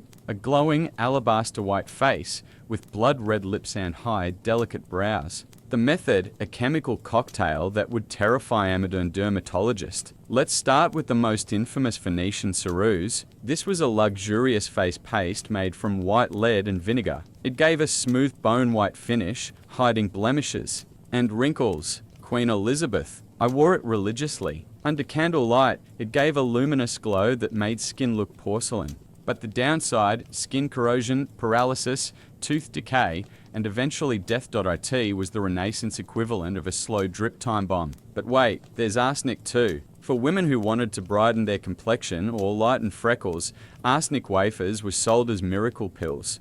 Swallowing small doses supposedly gave the skin a translucent look. It also caused vomiting, kidney damage, and internal bleeding. But body weights for no one, not even your liver. Eyebrows were plucked into thin arches or removed entirely. A high, rounded forehead was fashionable, so women Semites shaved their hairlines an inch or two to create the illusion of a larger brain and therefore higher virtue. Balding was rebranded as high status. Cheek color came from crushed berries, kochel, bugs, or vermilion.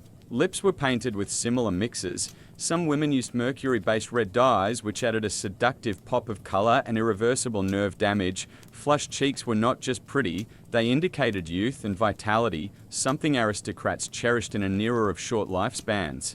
And the smell-cloying fragrances made from ambergris, musk, and civet were worn not just for allure, but to mask the unwashed reality beneath layers of toxic cosmetics. After all, bathing was still viewed with suspicion in many parts of Europe. Hair. Golden locks were ideal, especially in Italy. Women bleached their hair using mixtures of sulfur, soda, and lemon juice, then sat in the sun wearing wide-brimmed hats with the tops cut out to expose only their hair. It worked, but also fried their scalps. Long before modern skincare touted natural as a buzzword, ancient India had already written the manual. And it wasn't just Skynair. It was Ayurveda, the science of life. Indian beauty rituals weren't isolate routines. They were extensions of spiritual wellness, diet, and inner balance. Beauty was the outer mirror of your doshas, your elemental energies. Let's start with the bath. The ritual of cleansing was sacred. Women of the Vedic period bathed in turmeric-infused water or milk, followed by exfoliation with upin,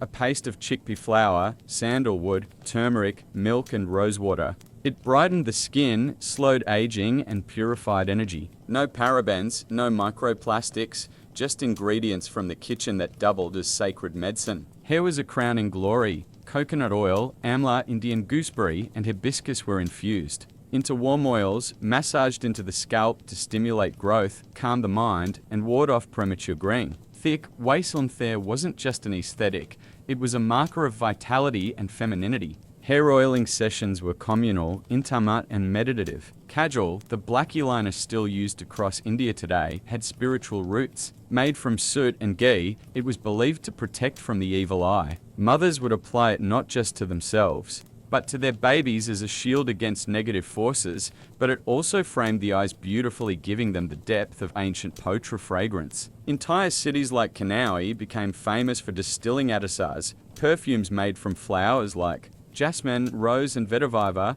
These oils were rubbed onto the skin, used in hair, and even mixed into bath water. Their purpose wasn't just seduction, but spiritual clarity. Scents helped align the senses with thetavan. Lip and cheek tints came from beetroot, saffron, and crushed rose sepals. And teeth cleaned with neem sticks and charcoal long before plastic toothbrush arrived. Even dental hygiene was a ritual timed with moon cycles and linked to doshic balance. Perhaps most unique was Meandi henna, used to decorate hands and feet, especially during weddings. Henna wasn't just cosmetic. It cooled the body, lowered stress, and signified joy, fertility, and transformation. Every swirl in the design told a story.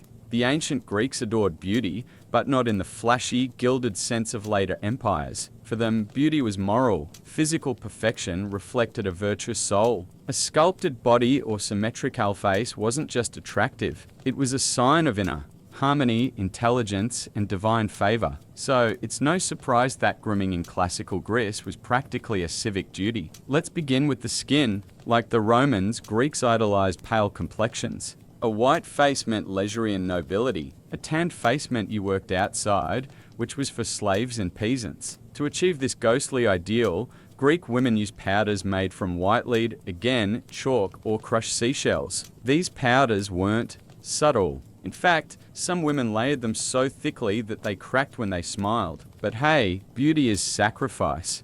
Red lips and cheeks came from mulberries, red iron oxide, Orevan wine dregs. The richer the red, the more desirable the look. However, application had to be light. Heavy makeup was frowned upon. A modest flush meant good health and chastity. 2. Much that was associated with prostitutesque owners Hetia, who famously used richer rouge and elaborate cosmetics to entertain philosophers and statesmen alike. Hair care was no afterthought.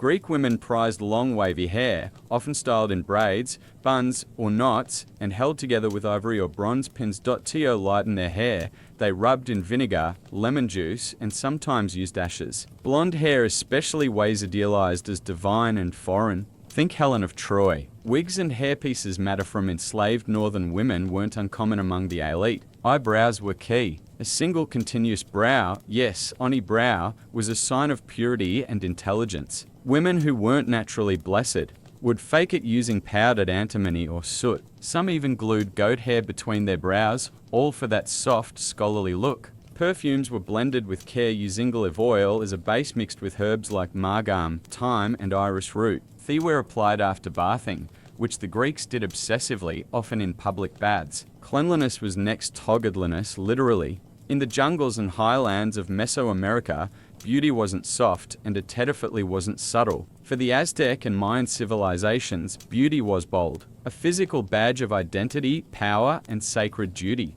The ideal body was carved, and sometimes painfully altered, all in service of the gods and societal status. Let's start with the most intense cranial modification. Among both the Mayans and Aztecs, shaping a baby's skull was seen as an enhancement. From infancy, wooden boards were gently but firmly bound to a child's head to elongate the skull into a sloped, almost cone-like shape. It was a sign of nobility, intelligence, and beauty. The longer and smoother the forehead, the higher your social standing. Next up, dental decoration. Forget whitening strips. Mayan elites embedded jade, turquoise, and even hematite into teeth. Tiny holes were drilled with obsidian tools, and precious stones were glued in with natural resins. Their sparkle. When they smiled, literal. The pain tolerance astronomical. Filed teeth were also fashionable, shaped into sharp points or symmetrical patterns to mimic animal traits, suggesting strength or divine connection. Skin and face painting played a major role in daily life and ritual. Aztec women often wore red and yellow pigments in their cheeks, while both men and women used black paint for ceremonies. The colors weren't random. They had meaning. Red was for life and fertility. Black often signified war or devotion. Some paints were made from crushed insects like cochineal, giving a vibrant crimson hue. Piercings and tattoos were spiritual commitments. Ear, nose, and lip piercings were common, often adorned with jade or bone jewelry. Tattoos created with thorns and ink displayed in family lineage, religious role, or even battlefield honors. These weren't subtle accessories. They were declarations of loyalty to gods like Quetzalcoatl or Ixchel. Even crossed eyes were considered. Attractive among the Maya, mothers dangled beads in front of their infants' noses, training them to look inward until their eyes misaligned. This wasn't seen as a defect, but as a sign of mystical insight. Across the vast and varied landscapes of ancient Africa, beauty was as diverse as the terrain itself. From the lush Nile Valley to the Savas of Nubia and the trade cities of West Africa, beauty rituals were both practical and profoundly symbolic. Adornment wasn't just a matter of style. It was a statement of identity, status, and even cosmic alignment. Let's begin. In ancient Egypt, where beauty was practically a science, both men and women wore kohl around their ears, not just for allure, but as protection. The black pigment made from galena or lead sulfide reduced sun glare and warded off infections. The dramatic lines extended beyond the lids, creating the famous almond-eyed look of Egyptian art. Eyes weren't just mirrors of Thesaul. They were sacred instruments, channels to the divine. Perfume was a luxury and a necessity. Egyptians loved scent so much that they created perfume cones. Wax cones infused with myrrh, cinnamon, and lotus oil that were worn on the head during ceremonies. As the cone melted in the heat, it released fragrance coating the hair and body. Daily hygiene included scented oils after bathing, often applied with stone or alabaster jars that were art pieces in themselves. Skincare was rooted in both beauty and climate survival. Palm oil, shea butter, and castor oil were used to protect.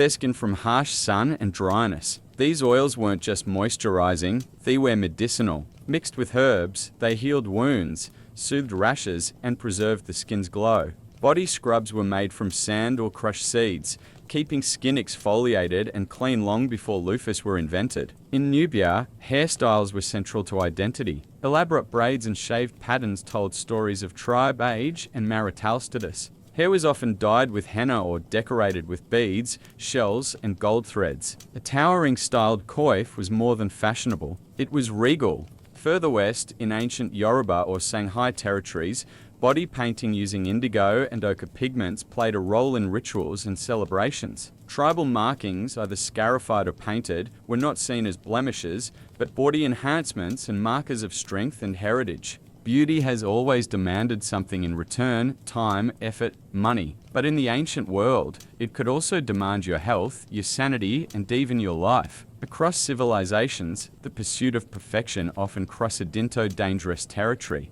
While these rituals were admired and even worshipped, they sometimes left scars far deeper than the cosmetic. We've already seen the chill ingredients: lead, arsenic, mercury, and crushed insects, all used in makeup and skinner. What these substances had in common was toxicity. Lead face powders used in Rome, Greece, and later Renaissance Europe caused hair loss, muscle paralysis, and slow organ failure. And yet, the paler your skin, the higher your desirability. It was a poison wrapped in a compliment. In ancient China, women of the elite class once bound their feet from an earlier guy in pursuit of the so-called lotus foot, an ideal that symbolized grace and obedience. Though foot binding became more dominant during later dynasties, early iterations of similar practices already existed. The result was permanent deformity, but it wasn't considered cruelty. It was considered beauty. Let's not forget the ritualized pain of tattoos, piercings, and body modifications. For the Maya and Aztecs, inserting jade into your teeth or reshaping. Your skull was seen as a mark of honor, but the risk of infection, pain, and permanent damage was high. Likewise, in ancient African and Middle Eastern cultures, scarification was a sign of strength and beauty, but involved cutting intricate patterns into skin, often without antiseptics. Even perfumes could be dangerous. In Egypt, perfume cones often included ingredients like cinnamon oil, which in high concentrations can burn the skin, and since bathing with water was a luxury, heavy oils could trap dirt and bacteria, leading to infections. Cosmetics and treatments weren't regulated or standardized. One person's beauty secret was another's slow demise, and since many rituals were passed down by word of mouth or inscribed in secretive texts, misinformation was as common as vanity itself. In every culture, the pursuit of beauty reflected values of the time: power, divinity, nobility, virtue, but the cost. It was often paid in silence. The scars were hidden beneath powders, perfumes, and elaborate hairstyles. Long before monopoly ruined family dinners, the people of ancient Mesopotamia were already obsessed with board games, especially one called the Royal Game-Off, discovered in the 1920s by British archaeologist Sir Leonard Woolley in the Royal Cemetery of this game, dates back over 4,500 years. But it wasn't just some idle diversion tucked away in a dusty corner. It was sacred, symbolic, possibly even cosmic. The game's board itself is a masterpiece. A small rectangular box with 20 decorated squares made of lapis lazuli shell andrade limestone, inlaid in bitumen. Imagine something that looked less like your toy and more like a divine artifact. Players moved their pieces using tetrahedral dice, four-sided pyramid shapes, to race from one end of the board to the other. The goal: get all 7 of your pieces off the board before your opponent. Sounds simple enough, but the deeper you look, the more layered it becomes. Some scholars believe the layout represents a spiritual journey, a metaphor for the soul's progress through fate and chaos. The middle squares were thought to be dangerous or magical places of chance, protection, or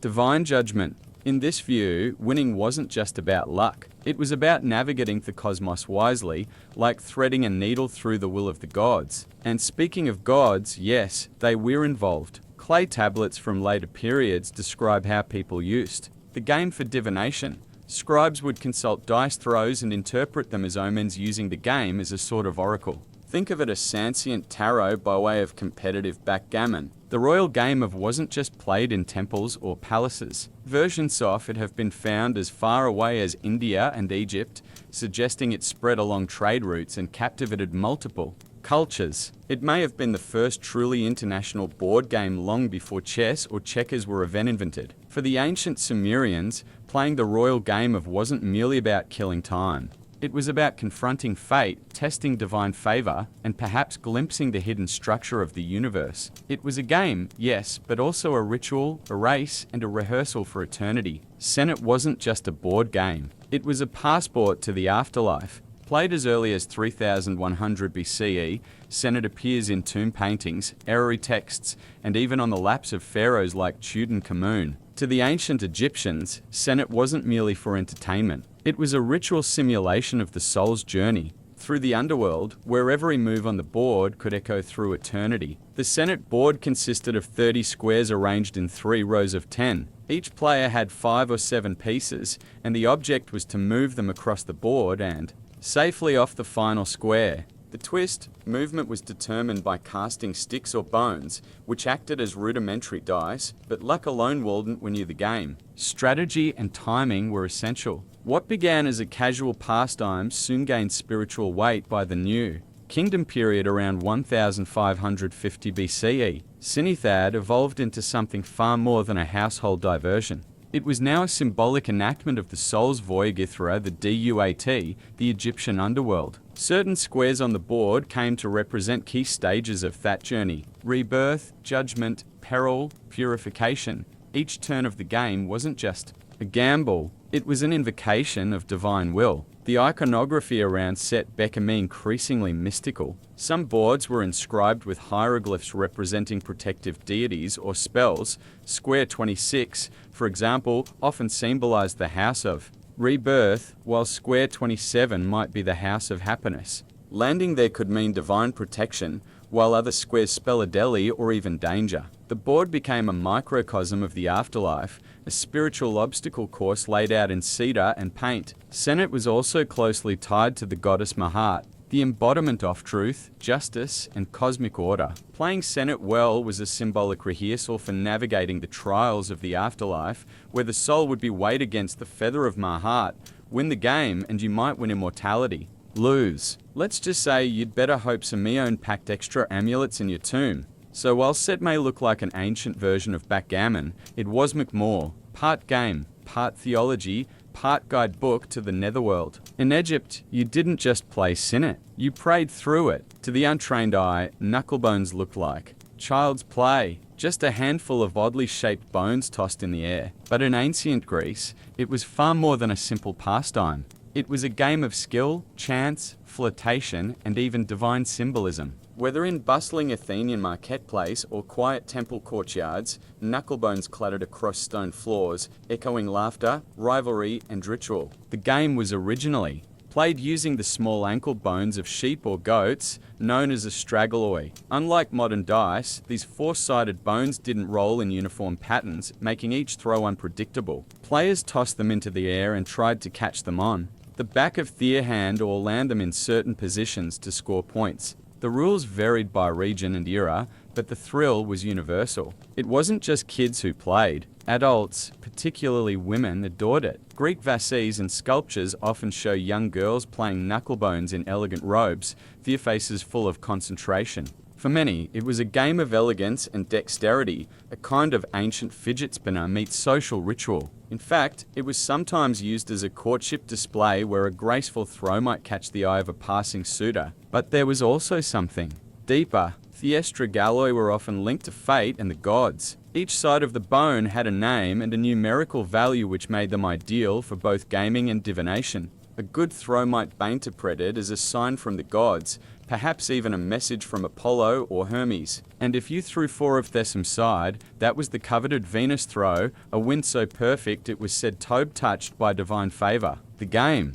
also had strong ties to death and the afterlife. Knuckle bones were often placed in graves as toys or tools for divination in the next world. Some believed spirits could play through thema that they helped the dead predict the future. Eventually, the game evolved. Greeks began casting knucklebones made of bronze, glass, and ivory, but the core appeal remained. It was easy Tolian, hard to master, and steeped in mystique. In Greece, knucklebones were more than a game. They were flirtation, fate, and fun all rolled into a single toss. If chess is war on a board, then ludus latrinulum was Rome's declaration of battle. This ancient Roman game often shortened to latrinulae. What the game of little soldiers wasn't just a way to pass time in a villa courtyard. It was an intellectual sparring match, a brainy rehearsal for real-world conflict. To play it well was to think like a general. The exact rules of ludus latrinarum have been lost to time, but enough fragments, wooden boards, clay pieces, and literary references remain to paint a compelling picture. Plato in a grid, often 88 or 98 10 squares,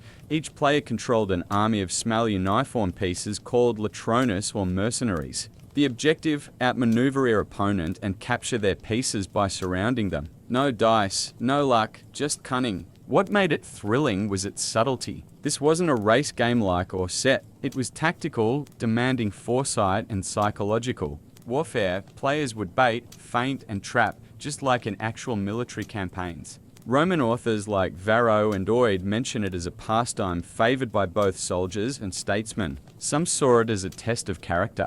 Others just liked humiliating their friends in front of a crowd. Interestingly, the game wasn't confined to the elite. Latrini boards have been found scratched into stones, floors, and even rooftops across the Roman Empire from Britain to Egypt. Soldiers played it while stationed on the frontier. Merchants played it between negotiations. It transcended class and culture, offering both escape and strategic training. The pieces themselves varied. Simple pebbles carved ivory tokens or glass counters. Some boards featured special squares, possibly fortresses or thrones where key captures could occur. Scholars debate whether a single king piece existed in some versions, but regardless, the game rewarded ruthless logic over brute strength. Roman poets often used the game as a metaphor. Losing a piece was like losing favor in court, getting surrounded like a political betrayal. Even the gods were said to play versions of it, suggesting that strategy was not just human, but divine.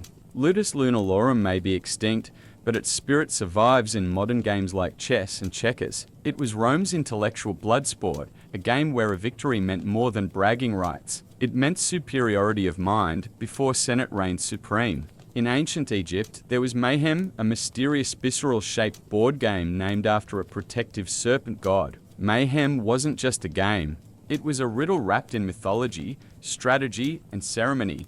While the exact rules have vanished into the sands of time, the surviving boards and game pieces suggest that mayhem was more than just recreation. It was cosmic symbolism in motion. The board itself was striking, a coiled serpent, its body segmented into rectangular spaces, spiraling inward toward the head. The serpent, mayhem, was believed to protect the sun god Ra during his nightly journey through the underworld. So in essence, each game was a reenactment of a divine voyage. Players navigating the coils of danger, transformation, and rebirth. The pieces discovered alongside me boards include small lion-shaped token sand round marbles or spheres. Scholars believe each player controlled a set of marbles that travelled through the serpent's body, possibly escorted or threatened by the lion figures. The lions may have acted as guardians, obstacles, or even competitive etiquettes. While it's unclear exactly how movement worked, it likely involved dice or casting sticks as with other Egyptian games. What makes me so fascinating is its rapid disappearance. Popular during the Old Kingdom around 2600 to 2300 BCE, it abruptly vanished from records and archaeological finds by the Middle Kingdom. Why? No one knows. Some theorize that its religious associations fell out of favor. Others believe it was simply overshadowed Bisonate's growing role in Ruri rites. Either way, mayhem became a relic, leaving behind only beautiful serpent-shaped boards and silent lion-headed pieces. Its presence outside Egypt is equally intriguing. Similar spiral boards have been found in Cyprus and the Levant, suggesting the game, or at least its imagery, travelled through trade or conquest. Did it retain its symbolic meaning in foreign lands, or was it stripped of myth and reduced to a puzzle? The evidence doesn't say, but the mystery only adds to man's allure. In the end, Mayan was more than a pastime. It was a walk along the divine spine of a serpent, a metaphor for protection, risk, and the eternal cycle of life and death. To play it was to enter a spiral, one where each move chode with myth, long before the Vikings wrote sagas or carved runous stones. They played Taffel, a family of asymmetric board games that mirrored their brutal world of raids, sieges, and survival. From frozen longhouses in Norway to trading ports in Ireland, Taffel games were spread across the Norse world, sharpening minds as much as swords. These were not gentle pastimes. Taffel was warfare distilled into strategy, deception, and calculated risk. The most famous version is Heartfelt or King's table played on a square grid that varied in size, most commonly 1-1-1 or 3-13. The asymmetry is the game's signature. One player commands a king and a small group of defenders in the center of the board. The other controls a larger army of attackers on the edges. The king's goal, escape to a corner square. The attacker's goal, capture the king by surrounding him on all 4 sides. There are no dice, no luck, only logic, planning, and brute positional play. And just like in Viking raids, the odds are not even. The attackers outnumber the defenders 2-1, forcing the king's player to think like a desperate leader, constantly evading, redirecting, and outwitting the enemy. Taffel boards were often carved from wood, antler, or even stone, with intricate grid patterns and stylized playing pieces. Wealth or Awarius might own versions made of glass or bone, with figures shaped like warriors, kings, or dragons. The boards were portable, easy to carry on long ships, and the rules, though regional, shared the same heartbeat: conflict. It wasn't just entertainment. Taffel trained Viking minds for real-world leadership and ambush tactics. It taught when to retreat, when to sacrifice, and how to think several moves ahead. In an age where alliances shifted like wind on the fjords, the ability to anticipate your opponent could mean the difference between glory and death. Taffel was so embedded in Norse culture that even Christian missionaries used it to connect with pagans, some at mespreling the kingpiece with a bishop. But as chess spread into Scandinavia during the medieval period, Taffel began to fade, seen as a relic of the old gods. By the 12th century, it was nearly extinct, though echoes of it still survive in regional games like Tablet Dot. In its prime, however, Taffel was more than a board game. It was a Viking battlefield, just quieter, cleaner, and played with bone instead of blood. In the grand courts of ancient India, amid elephants, incense, and sacred chants, agami was being played, not just for fun, but for fate. Passi, known as the national game of India, was more than just a pastime. It was a cosmic dance of karma, kingship, and calculated risk. With origins dating back to at least the 6th century CE and possibly earlier, Pachi was a favorite of emperors, especially the legendary Akbar the Great, who didn't just play it, he lived it. The game board is shaped like a giant cross, symbolizing the 4 cardinal directions and the intersection of fate. Each arm of the cross forms a path of squares converging at a central square representing the throne or home. Players race their 4 pieces around the board, trying to return them all to the center before their opponents. The twist: movement is determined by throwing 6 or 7 carry shells, not dis. The number of shells landing open side up dictates the movement, so every turn blends chance, choice, and divine whim. But Pachi isn't just about movement. It's about capture. Land on an opponent's piece, and you send them back to the beginning. Timing, positioning, and bluffing are everything. A rash move can lead to disaster. A patient strategy can dominate the board. It's a game of nerves, much like the chess offer or the politics of court life. And yes, it was played in real life. Literally, Akbar famously built a massive courtyard version of the board at Fatapurik where real people dressed in color-coded clothing acted as game pieces. He played from above, moving human tokens with royal authority. It was spectacle, statecraft, and spiritual theatre all rolled into one. Paka symbolic layers run deep. The cross-shaped board reflects the intersection of Dharma, duty, Artha, prosperity, karma, desire, and moxia, liberation. Success requires not just skill, but alignment with universal order. A good game, like a good life, balances risk and restraint. Later, British colonists adapted Pak into Ludo, flattening its symbolism into something more digestible. But the original game remains a masterpiece of ancient Indian thought. Pachi was more than a race. It was a lesson in destiny, patience, and the subtle dance of calm across a board where every throw mattered. If you were an Aztec, rolling the bones weren't just a gamble. It was a spiritual transaction. Party, one of Mesoamerica's oldest known games, was part gambling, part ritual, and part cosmic drama. It was played everywhere, from humble village corners to the great temples of Tenos, Tightlan, and always under Thuitch of the gods, especially Mweil, the patron of games, dance, and excess. The game board was simple in appearance, a cross-shaped grid, typically drawn on mats, stone, or even carved directly into temple steps. It contained 52 spaces mirroring the Aztec calendar cycle of 52 years. This wasn't accidental. Time, fate, and cosmic cycles were embedded in every square. Players began with 6 beans marked with dots, functioning like primitive dice. These were thrown to determine how many spaces a player's token could move. Each player had a set of markers, often stones, bones, or carved figurines that they maneuvered around the board in an effort to complete a circuit before their opponent. But polo wasn't just a race. It was a duel. Land on an opponent's piece and you could send it back to the start or worse, eliminate it completely, but danger worked both ways. Certain squares were penalty spaces tied to battlements where landing meant forfeiting progress or goods. That's right, goods, because Patali wasn't just played for pride. It was a full-blown gambling event. Players bet everything from food and blankets to gold dust, jade, and even slaves. High-stakes games could get intense. Spectators would gather, cheering or jeering, and priests sometimes oversaw matches to ensure fairness and spiritual propriety. Players made offerings to McKilks before major games, asking for luck or forgiveness in case of loss. To play poli was to risk not only wealth but divine disfavor. The Spanish, upon arriving, were horrified. They saw poli as a gateway to vice and paganism. Gambling was outlawed and boards destroyed, but the game lingered in memory, passed on secretly, or morphed into less dangerous variants. What made Party unique wasn't just its mechanics, but its fusion of luck, strategy, and cosmology. The board was a miniature universe. Each throw was a spin of fate, and every game mirrored the eternal gamble between order and chaos, life and loss. To modernize, games are usually seen as leisure, something to unwind, compete, or kill time. But in the ancient world, games were often sacred. They weren't just entertainment. They were mirrors of the cosmos, training grounds for rulers, and rehearsals for death,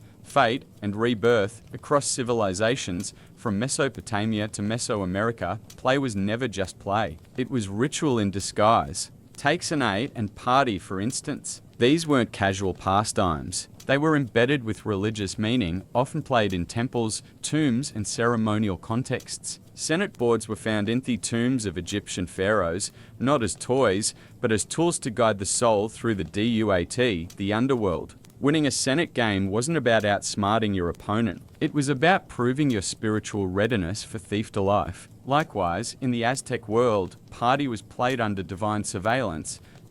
Chit, the god of games and excess, demanded offerings and observance. The throws of beans weren't just lucky or unlucky. They were messages from the gods, signs of favor or punishment. Losing your possessions could be seen as karmic justice. Winning, a momentary alignment with cosmic forces. Even more abstract games like Mayhem and Patchy carried rich symbolic weight. Mayhem reenacted the serpent god coiled around the sun god Ra during his nightly journey through the underworld. Every movement on the board symbolized protection, progress, or peril. Patchacy, with its cross-shaped layout, weren't just about reaching the center.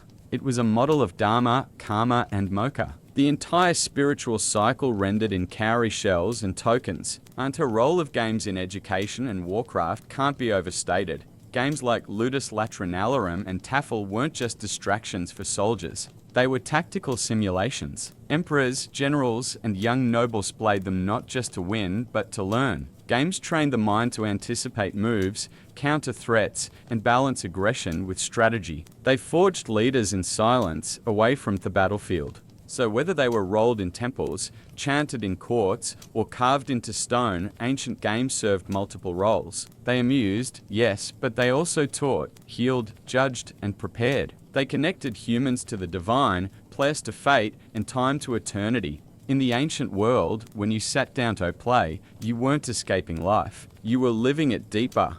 Mary Wollstonecraft Godwin entered the world on August 30, 1797, with more pressure in her first breath than most feel in a lifetime. She was born into an intellectual earthquake. Her parents, Mary Wollstonecraft and William Godwin, were two of the most radical thinkers of their time. Her mother was the author of A Vindication of the Rights of Women, a fiery feminist treatise that dared togy women were rational beings worthy of education and equality. Her father was a political philosopher and novelist who rejected monarchy, organized religion, and traditional marriage. Together they formed one of the most revolutionary unions in Enlightenment England. And then, 11 days after Mary's birth, her mother died. From the beginning, Mary's life was marked by brilliance and loss. Raised by her father in a house filled with books, ideas, and visiting radicals, she grew up surrounded by the ghost of a mother she never knew, but whose voice rang through the pages of her writing.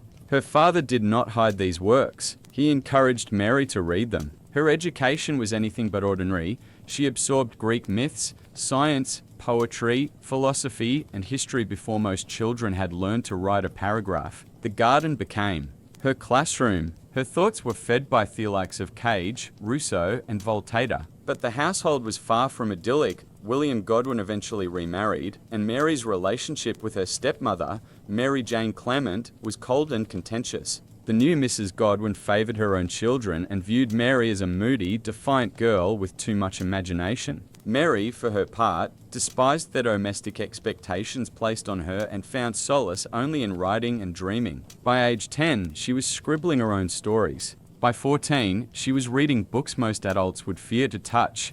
She was not a girl built for embroidery and tea. She was a storm quietly gathering strength. Mary's childhood framed by the ideals of political revolution, personal freedom, and feminist. Rebellion laid the foundation for a life unlike any other. Her origins were haunted by death, defined by genius, and forged in fire. She was not simply her parents' daughter. She was already Beko Mingsaming's stranger and far more powerful. Mary Shelley, the future mother of science fiction. In the summer of 1814, Mary Godwin, just 16 years old, did something that would ignite scandalacrous literary London. She ran away, but not alone. She eloped with the already married, wildly idealistic poet Percy Bysshe Shelley, a man 5 years her senior, who was both her father's admirer and his greatest disappointment. What began as a romantic rebellion would soon unravel into grief, exile, and artistic fire. Mary met Percy in her father's home, where the poet often visited to debate philosophy and pay homage to Godwin's writings. But it was Mary, not her father, who enchanted him.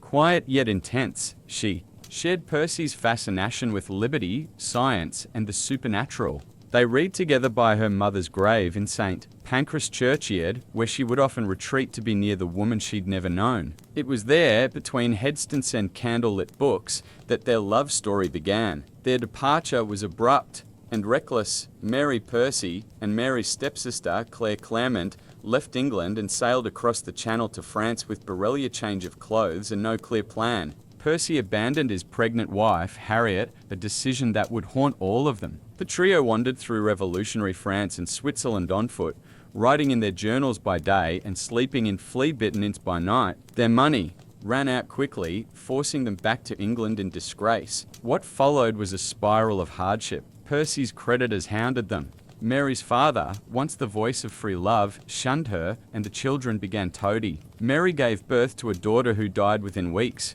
Dreamed that my little baby came to life again, she wrote in her journal. Awake and find no baby. Grief had entered her bloodstream, and it never left. Yet through the turbulence, Mary's mind sharpened. She was reading voraciously Greek myths, alchemy, galvanism, scientific theories about reanimation. She was living in exile, a radical woman in a conservative world. Her relationship with Percy was both intoxicating and exhausting. He was brilliant, erratic, emotionally distant, yet passionately supportive of her writing. Mary Shelley had become an outcast, but she was no victim. Her life, already overflowing with rebellion and heartbreak, was laying the groundwork for something extraordinary. And in just a few short years, on the shores of Lake Geneva, lightning would strike. In the summer of 1816, Mary Godwin, now Mary Shel, found herself at the heart of one of literary history's most infamous vacations. She was in Switzerland staying at the Villa Diodati by Lake Geneva with her lover Percy Shelley, her stepsister Claire Claremont, the notorious Lord Byron, and Byron's physician John Polidori. The weather was miserable thanks to the eruption off Mount Tambora the year before. The The skies were choked with ash. Crops failed. Temperatures dropped. It became known as the year without a summer. Trapped indoors, the group passed the time telling ghost stories and discussing science, poetry, and philosophy. One night, Byron proposed a challenge. Each person should write their own supernatural tale. A creative storm began to brew, one that would change literature forever. Mary was just 18. Byron and Shel were already celebrated poets. Polidori would go on to write The Vampire, a precursor to Dracula. But it was Mary, quiet and observant, who would shatter expectations. At first, she struggled to come up with an idea. Days passed. Then, during a conversation about galvanism, the use of electricity to reanimate dead tissue, something clicked. That night, Mary had a vision. In her words, I saw the pale student of unhallowed arts kneeling beside the thing he had put together. I saw the hideous phantasm of a man stretched out. She had dreamed of a scientist and the monster he brought to life. Thus was born Frankenstein, or the modern Prometheus. The novel wasn't just horror. It was a fusion of science, myth, and grief. Victor Frankenstein's obsession with creating life mirrored the AG's fascination with scientific progress. The creature, shunned and unloved, reflected Mary's own feelings of abandonment and otherness. Themes of parenthood, isolation, and guilt bled onto every page, drawn from her losses and the chaotic men around her. When Frankenstein was published in 1818, it was anonymous. Many assumed Percy had written it. He had penned the preface. He was the husband. He was the man. But truth couldn't stay hidden. The world would come to know Mary Shel not only as the wife of a poet, but as the mother of science fiction. In one summer, she had taken lightning, death, and her own sorrow and made a monster that would never die. After the birth of Frankenstein, Mary Shel's life didn't settle into literary triumph. Instead, it plunged deeper into sorrow. Death had always circled her, but in the years following 1818, it closed in relentlessly. Even as her creation began to walk in the public imagination, her own family began to vanish. Mary and Percy returned to England, where grief struck again. Their two young children, Clara and William, both died. Clara from dysentery in Italy, William from malaria shortly after. Mary was devastated. She had now lost 3 children in as many years. The pain was bottomless. She wrote, I am not now in a state to be comforted. She isolated herself, her mind darkened by nightmares, and her health began to deteriorate. Yet amidst the sorrow, a glimmer of life emerged. In 1819, she gave birth to her only serving child, Percy Florence Shelley. He would become her anchor in the years to come, but even he could not shield her from the next blow. In 1822, tragedy struck again. This time, brutally and suddenly, Percy Shel drowned in a storm while sailing off the coast of Italy. His body washed ashore, unrecognizable except for a volume of Keats' poetry in his pocket. Mary was just 24 years old, widowed, broke, and emotionally shattered. She had lived through the deaths of 3 children, her half-sister Frances, the suicide of Percy's arranged wife Harriet, and now the drowning off the love of her life. It was a gothic horror no fiction could rival, yet somehow she endured. Mary gathered Percy's remains, both literal and literary. She preserved his poems, his reputation, and even allegedly kept a piece of his calcified heart wrapped in silk stored in her writing desk. Grief was no longer just a companion. It was her constant muse, and through it all, she kept writing. Her pen became her lifeline. She composed Valperga, a historical novel, The Last Man, a post-apocalyptic vision of plague and desolation that eerily mirrored her own desolation. And she edited and published Shedpus's works, ensuring his legacy wouldn't drown with him. Mary Shel didn't just survive tragedy, she absorbed it, transformed it, and turned it into art. Love had defined her early years, but no loss would shape her myth. By the mid-1820s, Mary Shel was Alanine a way few young women of her era could imagine. At just 28, she had already buried most of the people she had loved. Her parents, her children, her half-sister, her husband. Watermain was her pen, her son, Percy Florence, and the crushing weight of legacy. She was no longer the radical teenager who fled England for love. She was now a widow, a single mother, and a woman surrounded by ghosts. And yet, she endured. Financially unstable, Marie relied on her writing to survive. But Victorian society wasn't kind to women who had lived too much. She was judged not only as a female author, but as the scandalous wife of a controversial poet. Publishers wanted her to be palatable, respectable. So she learned to navigate the literary world with care, balancing a radical past with the need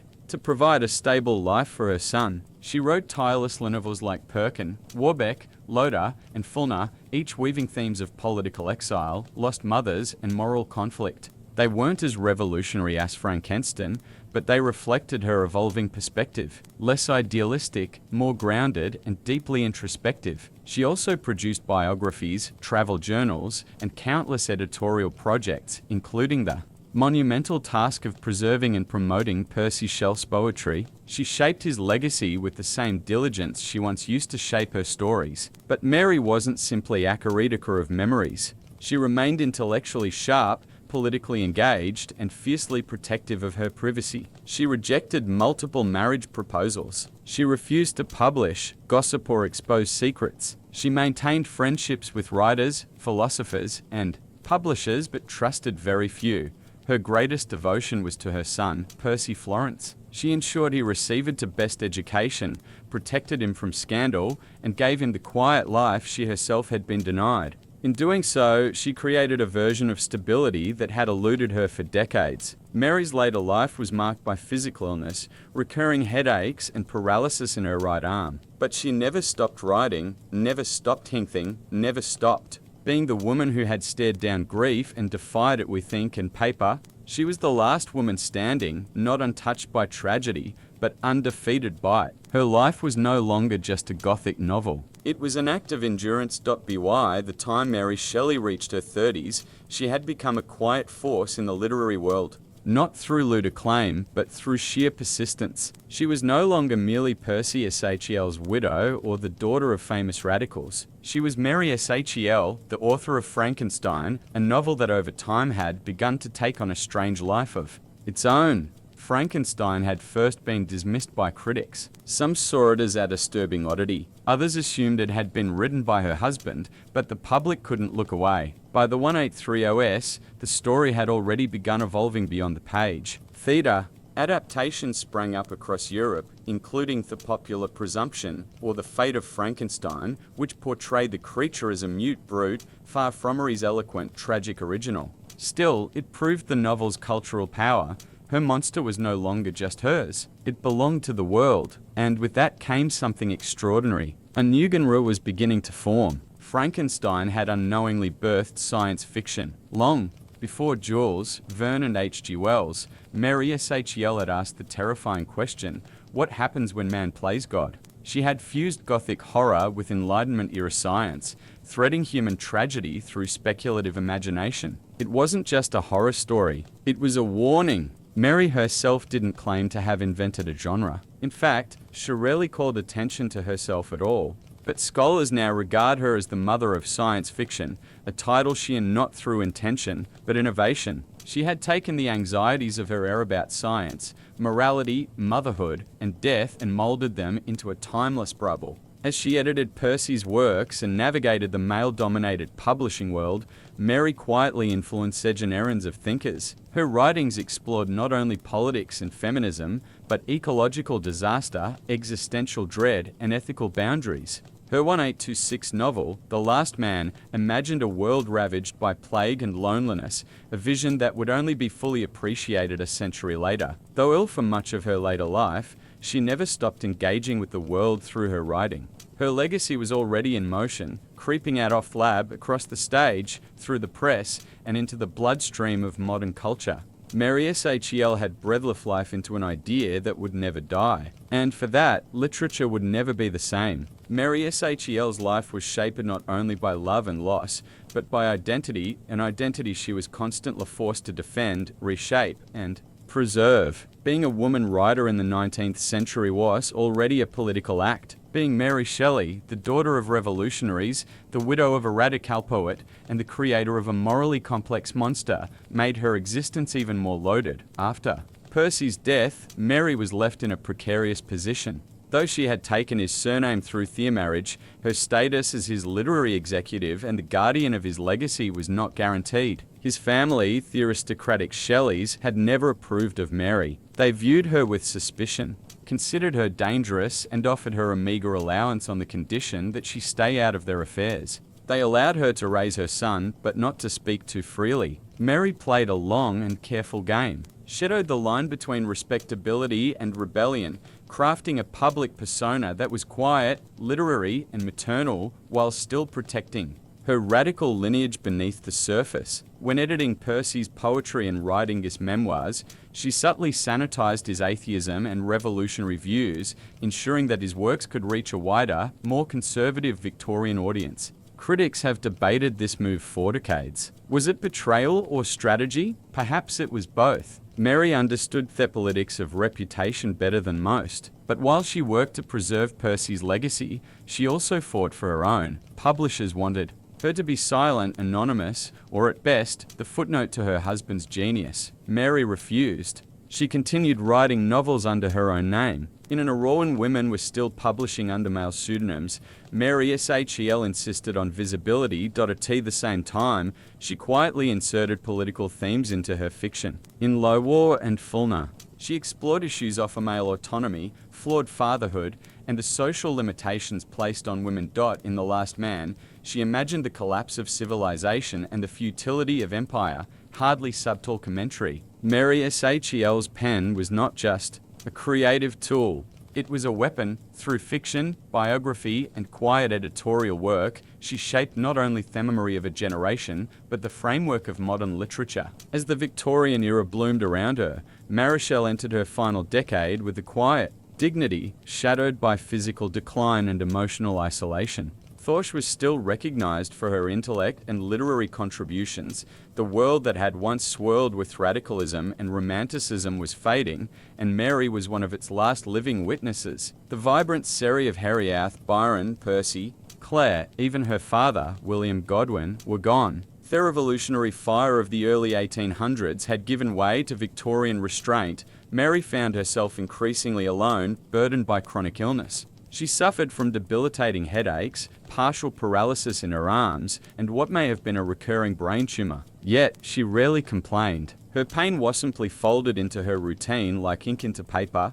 Still, she remained committed to her son, Percy Florence Shel, who had grown into a beautiful and affectionate young man. Unlike his parents, Percy Florence lived a conventional life, eventually inheriting the baronets he denied to his father. Mary clung to his companionship, focusing her remaining energy on ensuring his success and protecting him from scandal, especially the ghosts that still followed the Shelley name. Though her days of bold creation were behind her, Mary kept working. She maintained cadrenson with publishers, friends, and fellow intellectuals. She continued reading widely, history, science, political theory, remaining intellectually engaged. Even as her body betrayed her, she kept editing Percy's works, carefully curating his poetic legacy, while tiptoeing around the more incendiary pieces to preserve public favour. But the shadows never fully lifted. She lived modestly, sometimes on the edge of poverty, and never married. Marriage to Mary was never about security. It had been about passion and shared ideals. No one else could fill the space Percy had occupied, nor would she allow them to try. In 1851, at the age of 53, Mary sheltered of what was likely a brain tumour. She passed quietly, surrounded by Herson and his wife. After her death, they found among her belongings locks of hair from her lost children and the rumoured piece of Percy Shel's heart wrapped in silk. Even in death, Mary Shel remained the keeper of memory, a woman shaped by loss, elevated by genius, and driven to write through every shadow. Mary Shel died in 1851, but her voice never went silent. In the decades that followed, her work, especially Frankenstein, grew beyond her wildest imagination. What began as a ghost story by a teenage runaway became one of the most influential novels in human history. Mary Shel wasn't just remembered. She was resurrected again and again. At first, her fame lingered quietly. During a lifetime, she had been praised mostly for her loyalty to Percy and her editorship of his poetry. Her round fiction, though respected, was often dismissed or misunderstood. Frankenstein was still seen as a curiosity filed under Gothic horror, its deeper themes ignored by a world not yet ready to question science, morality, and man's place in the universe. But time revealed her genius. By the 20th century, Mary's monster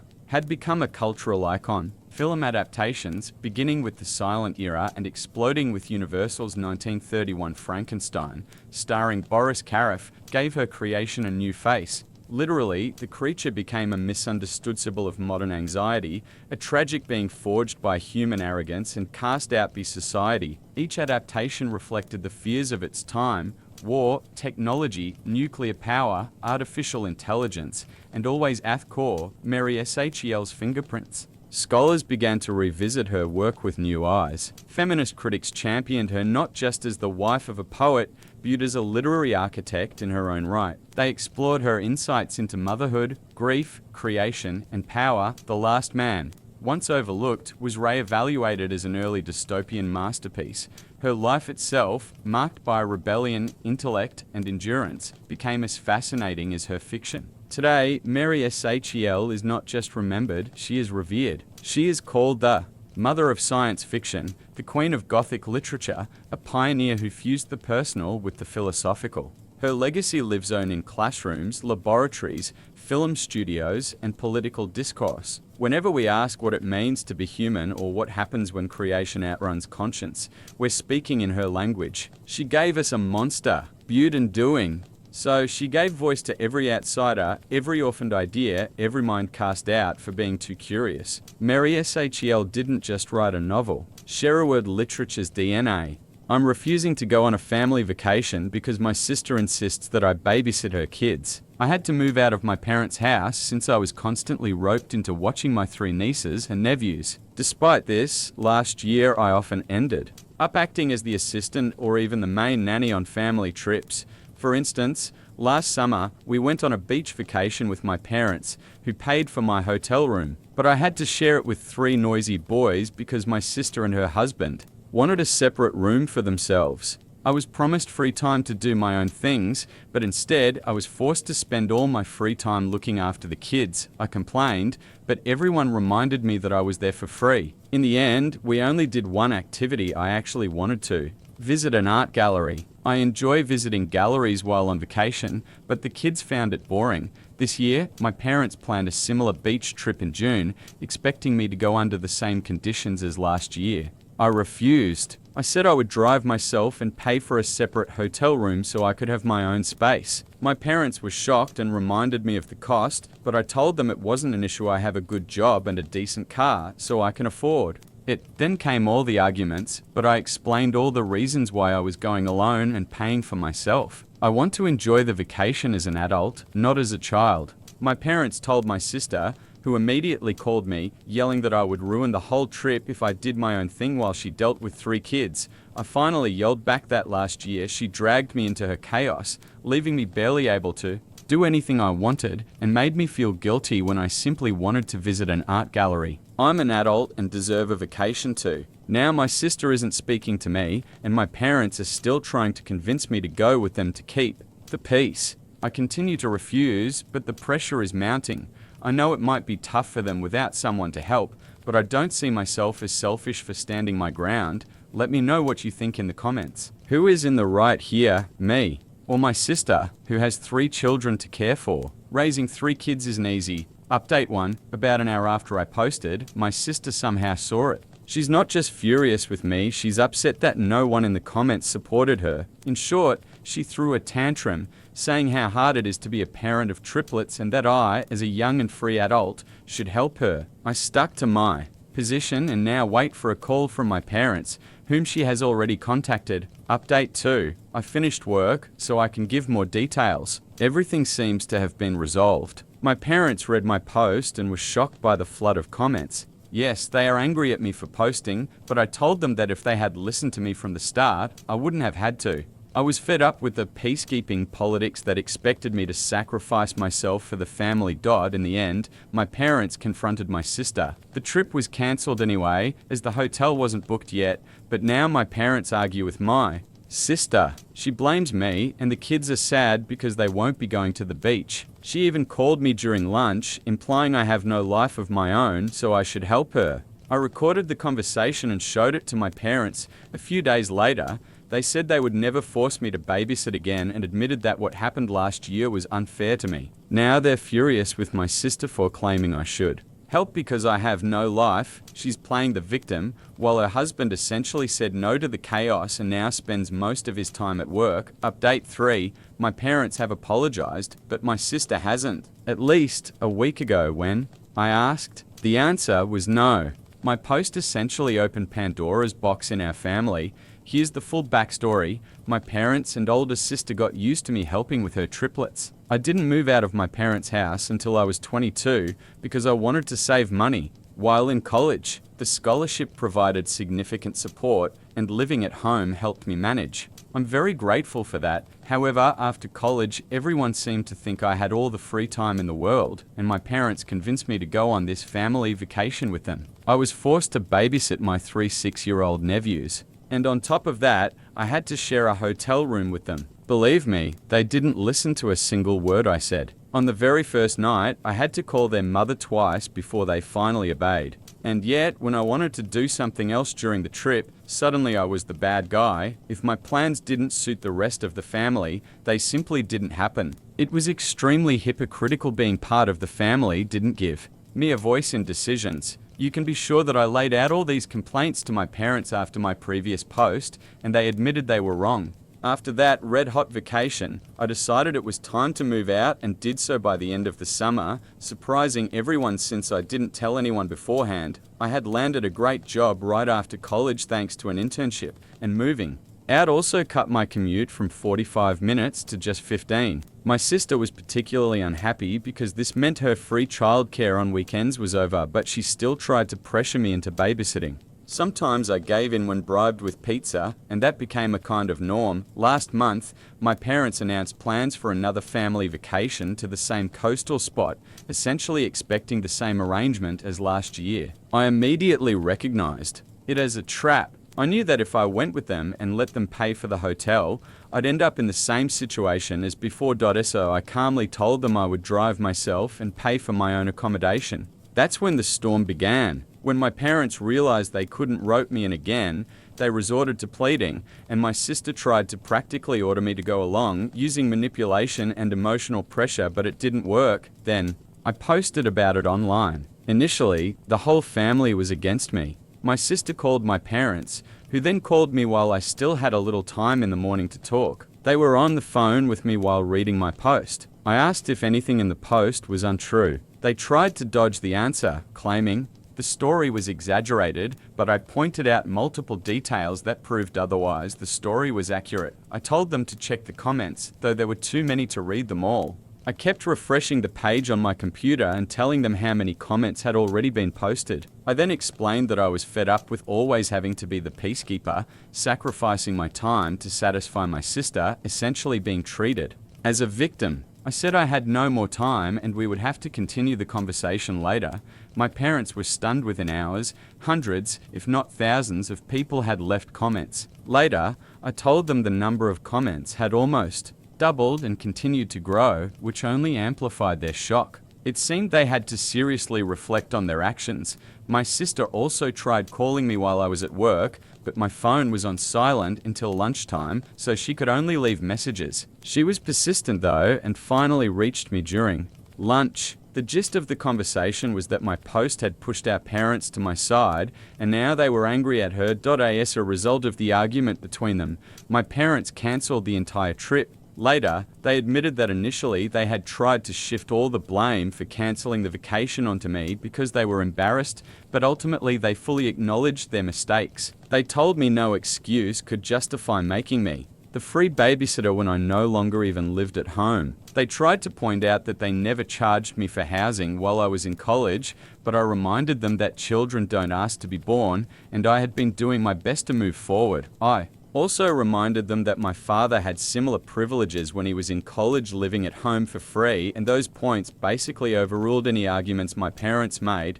When my sister finally reached me during lunch, I laid out the facts. She revealed her true nature, implying that I had no life and that I should spend my weekends helping her because she was too tired to leave the house without the kids. She's a stay-at-home mum. Her husband earns well, and they live in a nice house they own. Honestly, my nephews aren't my responsibility. They were simply dumped on me, and people expected it to continue indefinitely. My sister got angry and hung up, but I recorded the conversation and later played it for my parents. They were furious and went to war with her. She dug in her heels, accused me again, and insisted my life should revolve around hers. I told her that was the most selfish and narcissistic thing I had ever heard. A few days later, her husband finally intervened and forced her to apologize to me. I've never seen anyone break her will like that. She almost cried. It turned out that one reason I had been their default babysitter was that my sister didn't trust anyone else with the kids. It was never really about money, or was it? Her husband thought my sister had been paying me for the time I spent with her kids after I moved out of my parents' house. But no, she didn't even cover gas, just gave me a little cash to order pizza for the kids and myself,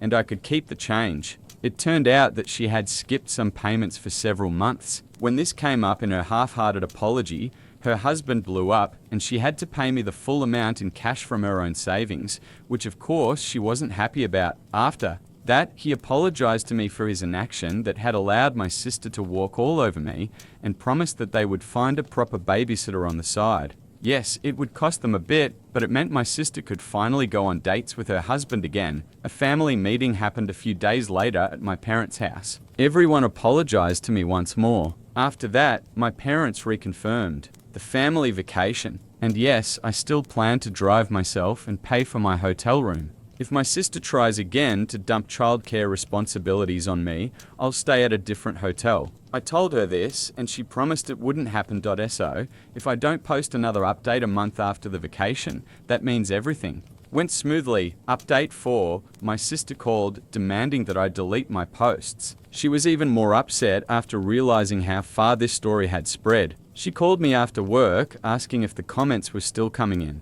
She said she couldn't handle all the negativity because so many of them were critical of her. I was honest, at least 10 new comments arrived daily, most of them portraying her in a negative light. She started crying and insisted I remove my posts, but I refused. I told her she could complain to anyone she wanted, but the posts would stay because they guarantee she can no longer treat me like crap. After all, she literally acted as if my life should revolve around hers. She didn't pay me for babysitting as she was supposed to, kept the money for herself, and forced me to be the permanent nanny during last year's family vacation. No wonder people hate her for taking advantage of me. When I mentioned I had even made a video about the posts, she screamed and hung up. Later, my parents called, begging me to delete the posts. I refused, explaining I only posted because they had failed to stand up for me. None of this would have happened if they had told my sister she had to treat me as an equal, not a servant. I'm not her butler, nanny, or handyman, I'm her brother. And a grown man. Eventually, they agreed but still begged me to remove the posts. I told them I would continue posting unless they started defending me more often when my sister whines. Let her deal with her own problems. Her entitlement led to this mess in the first place. I'm not the father of her kids. I have my own life, a career I've just started, and hopefully soon a girlfriend, someone I actually want to date. I'm moving forward and won't let anyone stop me. They can either step aside or keep indulging my sister, but I told them the latter will backfire. The only way to stop new posts is to end this whole circus. My story is completely anonymous, and I have the right to express my justified grievances. In the end, my mother cried, my father stayed silent, and I said their tears wouldn't move me, they know what needs to happen. Stop supporting my sister. Then my sister called again to yell because my parents told her they would no longer intervene and that she had to handle things herself. They also told her to be kinder to me. I just imagined her screaming in her head at the idea of being kinder to her younger brother.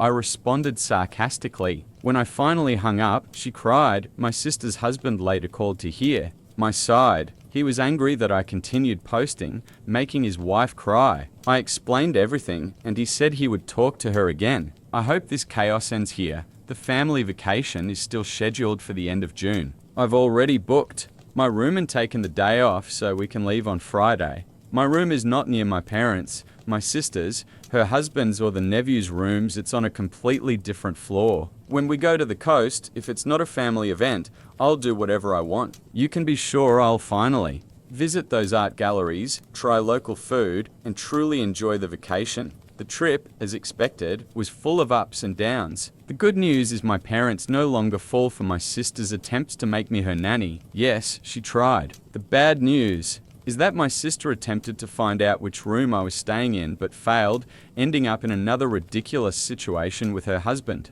First, I had informed the hotel in advance that no one should be given any information about me except the police. The staff assured me over the phone that no one would be told. On the day of the trip, I left earlier than everyone else. I knew they wouldn't be ready before M, so I left at 9 o'clock. Check-in wasn't until 1 o'clock p.m., but I wanted some buffer time. I sent a message in our family group chat and began the 3-hour drive. My parents were upset because they had planned a family breakfast along the way, but I told them I hadn't been informed, so breakfast was cancelled in favour of fast food. Just as I had planned, I arrived at the hotel too early for check-in, but told the staff I was there to make sure my parents or sister couldn't obtain my information. They confirmed that they didn't give out such details, but I warned them I knew of cases where it had happened anyway. I wanted to make sure that if my mum, sister, and 3 crying kids came asking, the staff would resist. Reluctantly, they promised that only I could access my room. I then went to eat, returned an hour later, and saw my parents' cars and my brother-in-law's huge SUV outside. I approached the front desk after making sure no one was in the lobby. Everything was calm. I asked the staff if my family had inquired about my room. They had, but the employee refused to give any information. My sister tried to pressure them, but her husband shut her down. I checked in, went to my room, and called my parents, not mentioning that I knew about their attempts to track me. They didn't say anything either. Later, we all met and went on a tour. At one point, my sister asked me to watch her kids. I flat out refused because I knew her game. She'd claim it was for a few minutes, then disappear for an hour. I caught her, and her husband told her to stop trying to force me into babysitting. She immediately started crying, claiming she needed a break. Her husband told her he was tired too, but didn't complain. My mum shot me a nasty look, so I went to her and said that if she even thought I was supposed to watch the kids, I would leave the family vacation immediately. This isn't my job, and I was tired of her and my sister acting as if it was my duty. This made my mum cry, repeating "you're right" over and over, a classic trick of hers to appear pitiful and guilt me, but I just said yes, I was right, and told her to leave it and calm down. After that, neither my mum nor sister tried anything like that again. When we returned to the hotel after dinner, my family crowded near the elevator, but I didn't go with them. They asked why, and I said I'd wait for the next elevator. My sister looked at me with hatred, realizing why I was doing this. I simply sat in the lobby, scrolling through social media for about 15 minutes, then took the elevator to my floor. My room was on a different floor, at the far end of the hotel. The night was wonderful. The next morning, we all went to breakfast, but I deliberately waited until they left first. I was the last one out of my room and also the last to return in the evening. Breakfast went fine, and I sent a message in the group chat saying I would spend the day on my own activities. My mum suggested visiting the aquarium and a few other places. I agreed to meet them at the aquarium, but the rest of the day would be mine. They agreed, and the day passed without incident. That evening, as I returned to my room, my sister caught me leaving. She had probably been searching the entire floor for me. I went back to rest before dinner because I was exhausted from walking. When I left again to meet them for dinner, she tried to corner me, claiming I had ruined her family vacation because now it was no different from her normal life. She still had to deal with the kids. I told her to stop talking nonsense. Our parents help her a lot, and I was tired of being her scapegoat. She needed to relax because the free babysitter days were over. She had to leave me alone and handle her own life. I walked on while she yelled, "Hey, I'm trying to talk to you." I said I didn't care and was going to dinner. She followed me to the elevator, and we rode down in silence. I didn't stay quiet. I told my parents and brother-in-law that my sister had been stalking me to find my room. She was scolded like a child for staging such a pathetic scene. I told her to stop complaining and grow up. The days when she could impose her will on me were over. Then I left. The next day, I sat in the lobby and then got into my car. At dinner, I arrived first. When everyone else arrived, my sister looked dejected, but no one mentioned what had happened yesterday, and that suited me perfectly. My sister avoided me the entire evening. This time, I didn't hide at all. I rode the elevator straight with them and told everyone clearly that, unless there was an emergency, no one should knock on my door. A "Do Not Disturb" sign hung on my door for a reason. The last day of the vacation went wonderfully. Neither my sister nor my mum disturbed me, they had completely given up. Throughout the trip, I played with my nephews. I'm not a complete jerk, they just wanted to have fun. I even bought each of them little bags of crystals and polished stones as souvenirs. There were a few minor disagreements between my sister and her husband, but I ignored them. Overall, I would call this vacation a victory because finally my mother and sister understood that the old days, when they could use me however they wanted, were over and I have my own life. Update 6. My mum and sister saw my latest post. They seemed to have no idea when to stop. Hi mum, hi sister. I warned them I would post again if necessary and here I am. Briefly, my mum and sister read my post and went berserk. My sister had been monitoring my account, knowing I'd post something. She called me in tears, complaining that I had made her look like a bad mother. I replied, if it looks like a duck, swims like a duck, and quacks like a duck, it's probably a duck. She tried to argue with me, but couldn't point out a single significant falsehood. Naturally, she then called mum. My mum came to my house demanding I delete all posts. I said no, now I had material for another post. I eventually got her to leave in tears. Later, I spoke with my parents on the phone and told them straight their indulgence of my sister led to the toxic family dynamics we have now. I will never go back to how things were, so if they hope for that, I'll shatter it. They told my sister to stop blaming me and leave me alone because they couldn't handle my pushback anymore. Of course, she threw a typical nobody loves me tantrum. My brother-in-law had to bring her back to reality. He didn't call me, likely staying neutral, but this clearly wasn't helping their marriage or my relationship with him. I had to say, sorry man, your wife has gone too far. My parents now insist my sister see a therapist because she cannot handle being a mother and needs to outgrow her old habits. Hopefully, this will be my last post. Hey sis, if you don't stop thinking I should be your personal servant, babysitter, and watchman, and stop acting like the world is against you just because you can't control me anymore, we simply can't interact. Let's settle things, move forward, and you treat me like a normal person, that's it. Update 7. My parents and I had a long talk. They apologized, and we agreed I would keep a little distance until Thanksgiving. Last night, I also had a heart-to-heart with my brother-in-law over a beer. We talked like men and cleared the air. He told my sister she needed a therapist, or he'd separate from her. They are now looking for a professional. He admitted that although she treated me poorly at home, she is a loving and kind wife in their marriage. He also mentioned that she liked being the only child and has carried resentment due to our almost 10-year age gap, which had built up over time. She agreed she needs therapy and will start as soon as it's arranged. They also found a qualified babysitter for my nephews. My brother-in-law admitted he had been upset with me but stayed out of it when support was needed. We agreed it was just a very unpleasant situation that needed closure. Thanks to these posts, I now have a girlfriend. The girl I liked figured out it was me after reading them and had just been waiting for me to make a move. Today, we're going on our first date. Thank you all for the overwhelming support. This is truly the last update. My narcissistic sister tried to hurt me, but the family brushed it off as a joke. Now everyone has finally realized just how unhinged she is. A little background. I'm the second youngest of 5 kids. Among my older siblings, I have 2 brothers and 1 older sister, who we'll call X for this story. There's a 5-year age gap between me and X, so we never had the kind of sisterly bond people usually expect in childhood. I was always a burden to her, and any time it was my turn to pick a family movie or something else, she would get upset. The reason is that, since she was 9, she's had an obsessive need to control everything and everyone. I think you can guess where this leads. I'm about to turn 19, and X turned 24 this year. Her boyfriend, let's call him Y, proposed to her during a family day at the beach in June. It was one of those proposals with large white letters made of rose petals, which he had prepared before our family arrived. My sister was over the moon and said yes. My parents, along with my older brothers and sisters, were thrilled. The youngest child in our family is only 4 years old, so I don't think he fully understood what was happening.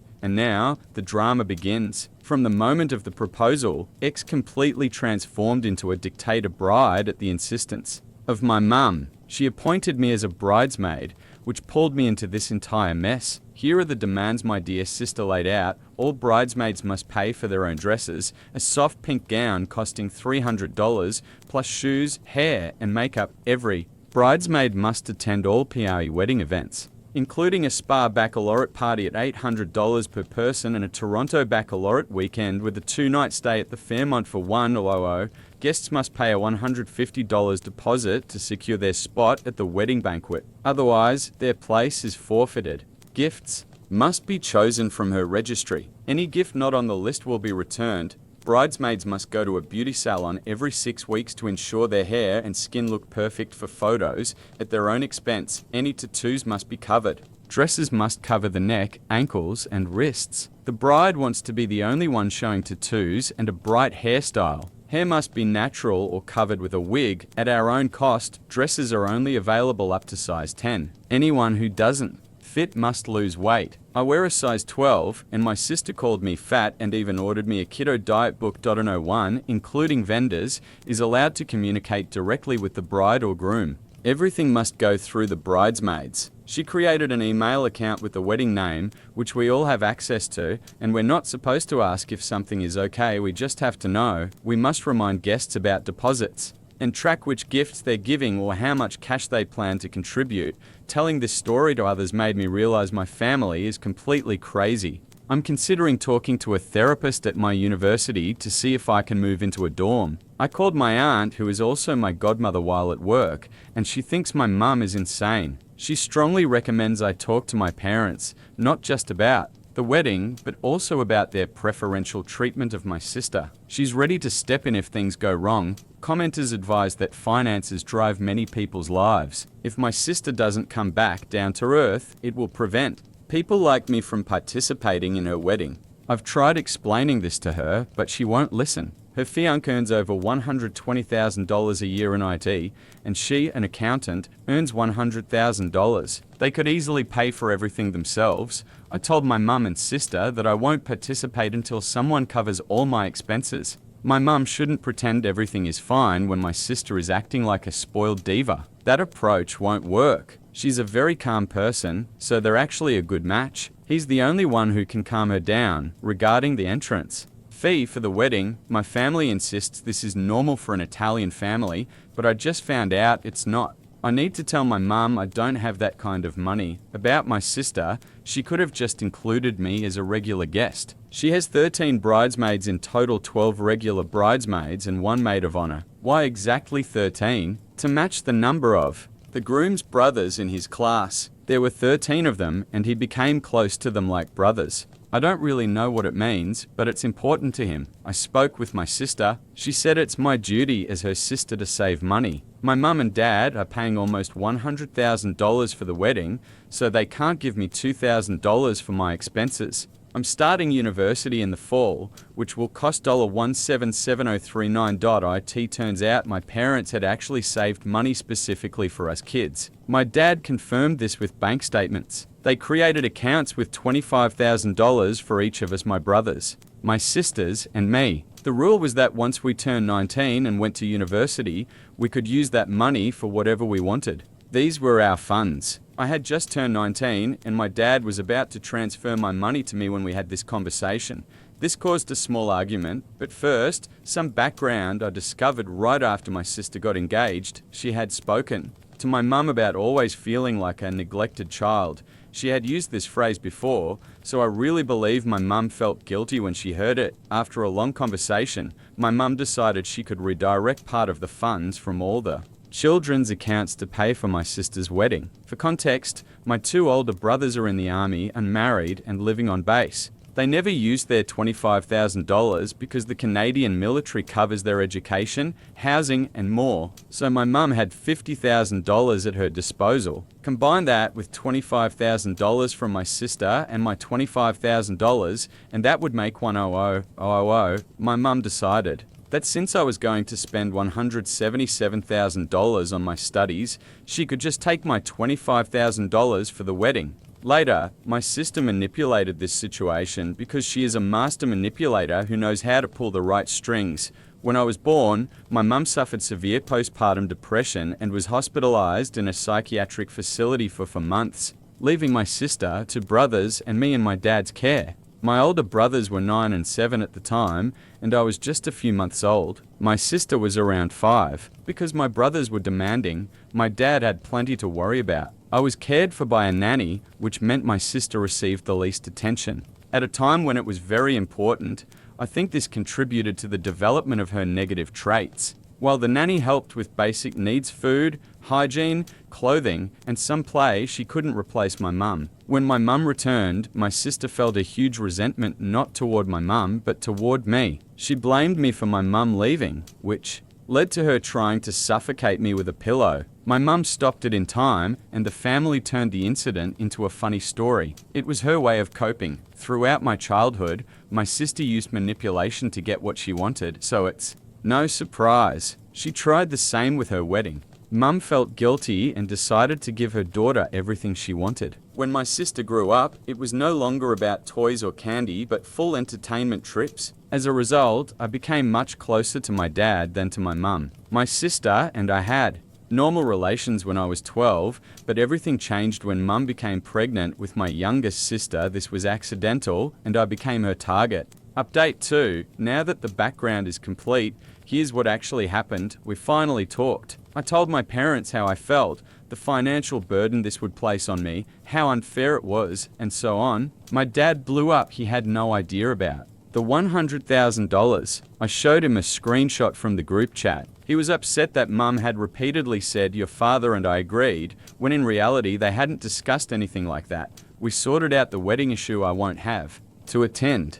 Then I was asked to leave the room so my parents could talk alone. They worked out the budget. After that, my dad asked why I hadn't felt comfortable discussing this with him earlier. I showed him this story I've been writing. Dad was furious. He immediately called my sister and told her she needed to come home as soon as possible because he needed to talk to her and wouldn't accept any excuses. She said she'd be there in 4 hours because she was with her fiancé and his parents. Dad insisted she fly home immediately, but she hung up and blocked him. Dad told me again to go to my room. I still don't know exactly what happened between them.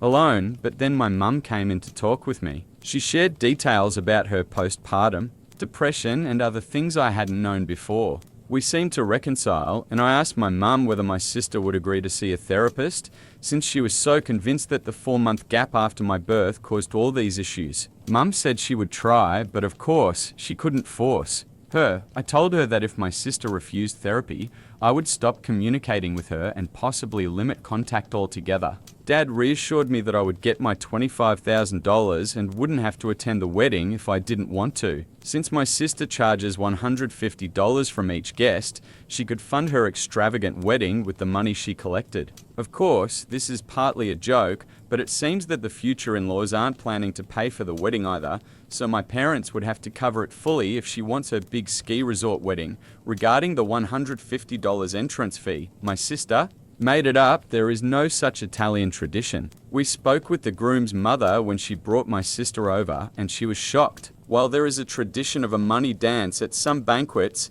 there is no mandatory $150 collection.so. My sister arrived 5 hours later. While the groom's mother was present, she was sweet as pie, but once she left, oh my God, the gates of hell opened. My sister demanded to know why Dad had interrupted their peaceful evening and insisted she be brought home immediately. Dad said he didn't care about their evening and told her to sit down. She refused, and they started arguing. Eventually, she sat after Dad began using various methods of persuasion, including financial pressure and threatening to tell the groom's mother about her true nature, which apparently her fiancé hadn't yet seen. I was asked to leave the room again. There were many angry shouts and manipulations from my sister, including threats to cut off communication or prevent our parents from seeing their future grandchildren. She tried to force my mum back to the original $100,000 plan, but mum and dad didn't give in. The argument continued until my dad shouted that mum was not her punching bag and she was not to blame for her postpartum depression.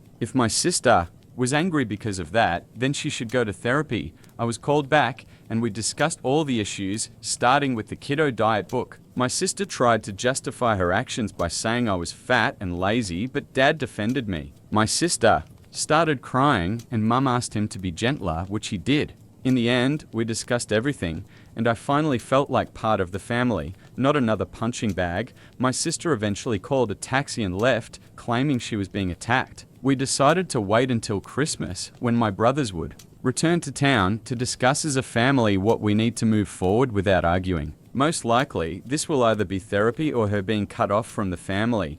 Mum and Dad are still sorting out the budget with the groom's relatives. My parents told them that for such a wedding to happen, everyone would have to contribute. The groom's relatives agreed that $100,000 for a wedding is insane. The last thing I heard is that my sister would get $15,000 for the wedding, which actually meant $5,000 because $10,000 was already spent on her dress. The remaining $10,000 would be saved for something more meaningful. The groom's relatives also agreed to contribute $15,000, $10,000 for the wedding, and $5,000 for the honeymoon.as for my studies. Tomorrow Dad and I are going to the bank. We're cancelling the loan I was forced to take and paying the penalty for cancelling it. The loan would have only started during my studies, so fortunately the penalty is very small. Dad paid the penalty because he agreed that I shouldn't have taken the loan. My parents agreed to cover my first year of tuition without deducting the $25,000 saved for me. The entire amount they planned for my education will be transferred to a special account.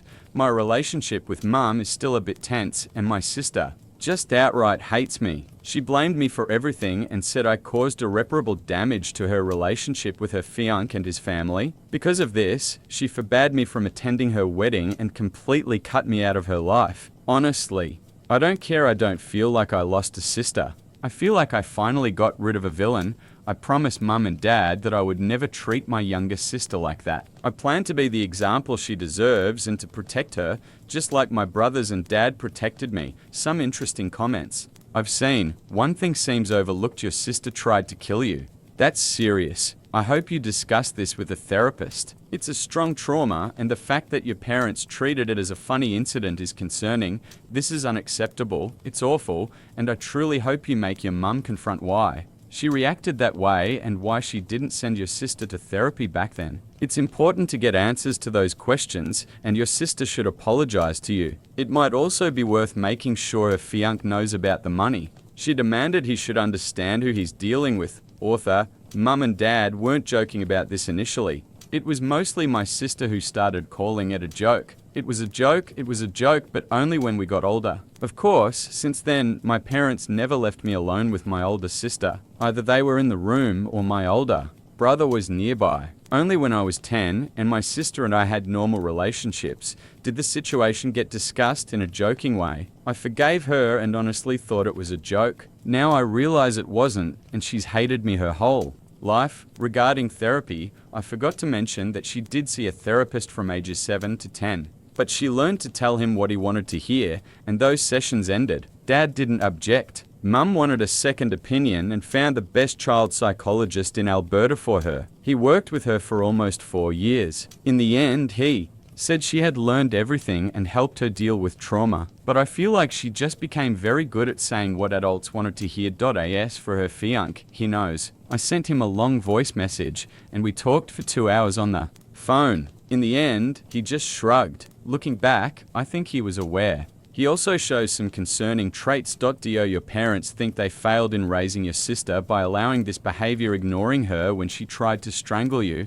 which became a family joke. It seems to me they project all their mistakes onto her, even though they were partly to blame. I definitely think this played a role. She showed signs of anxious behavior even as a child, pushing, biting, or intentionally harming my brothers or other kids at daycare. But I think the lack of attention from Mum broke her. Dad was busy with the boys. The nanny mostly took care of me, and an aunt mostly took care of her, but she couldn't replace Mum. The problem is that even though things improved, when I was 12, my sister told me why she hated me, because she had hated me from the start. Mum was pregnant with the youngest sister, and my older sister took out her frustration on me, on the house, or even screamed at the dog. To understand my sister better, it's worth noting she stole her fiancé from another girl she knew just because she wanted him and didn't care about the other girl. Psychologists often wait until someone turns 18 to diagnose borderline personality disorder,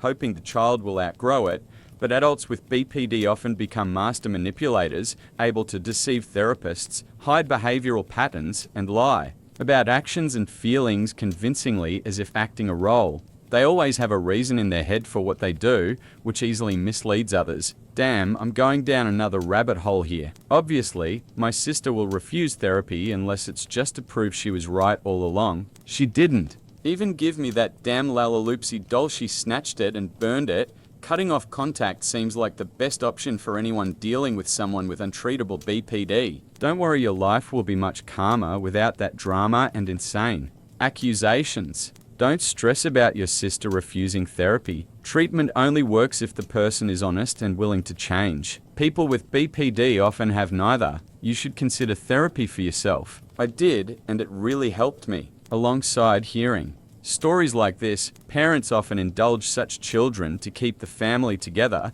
but having a sibling with BPD is extremely difficult. Once you realize how abnormal all this is, you can start healing. Author, yes, mum, dad, and I are all going to therapy. Update 3. 3 months later, family therapy is going very well. My 2 brothers were given temporary leave to return to Canada. They had been serving abroad. Our family is on the road to recovery again, and mum and I are closer than ever. Honestly, it feels like I have my best friend back. As for my sister, honestly, I don't know what's going on with her. A friend still follows her social media, and she seems fine. The wedding was moved from December to November. She and her fiancé bought a house, and I've heard rumors that she's pregnant. She has cut off all contact with us. Her fiancé's family spreads nasty rumors about us, but we're holding strong. My older brother is getting married, so losing a terrible sister means I gain a wonderful one in return. She's so sweet, she messages me every couple of days,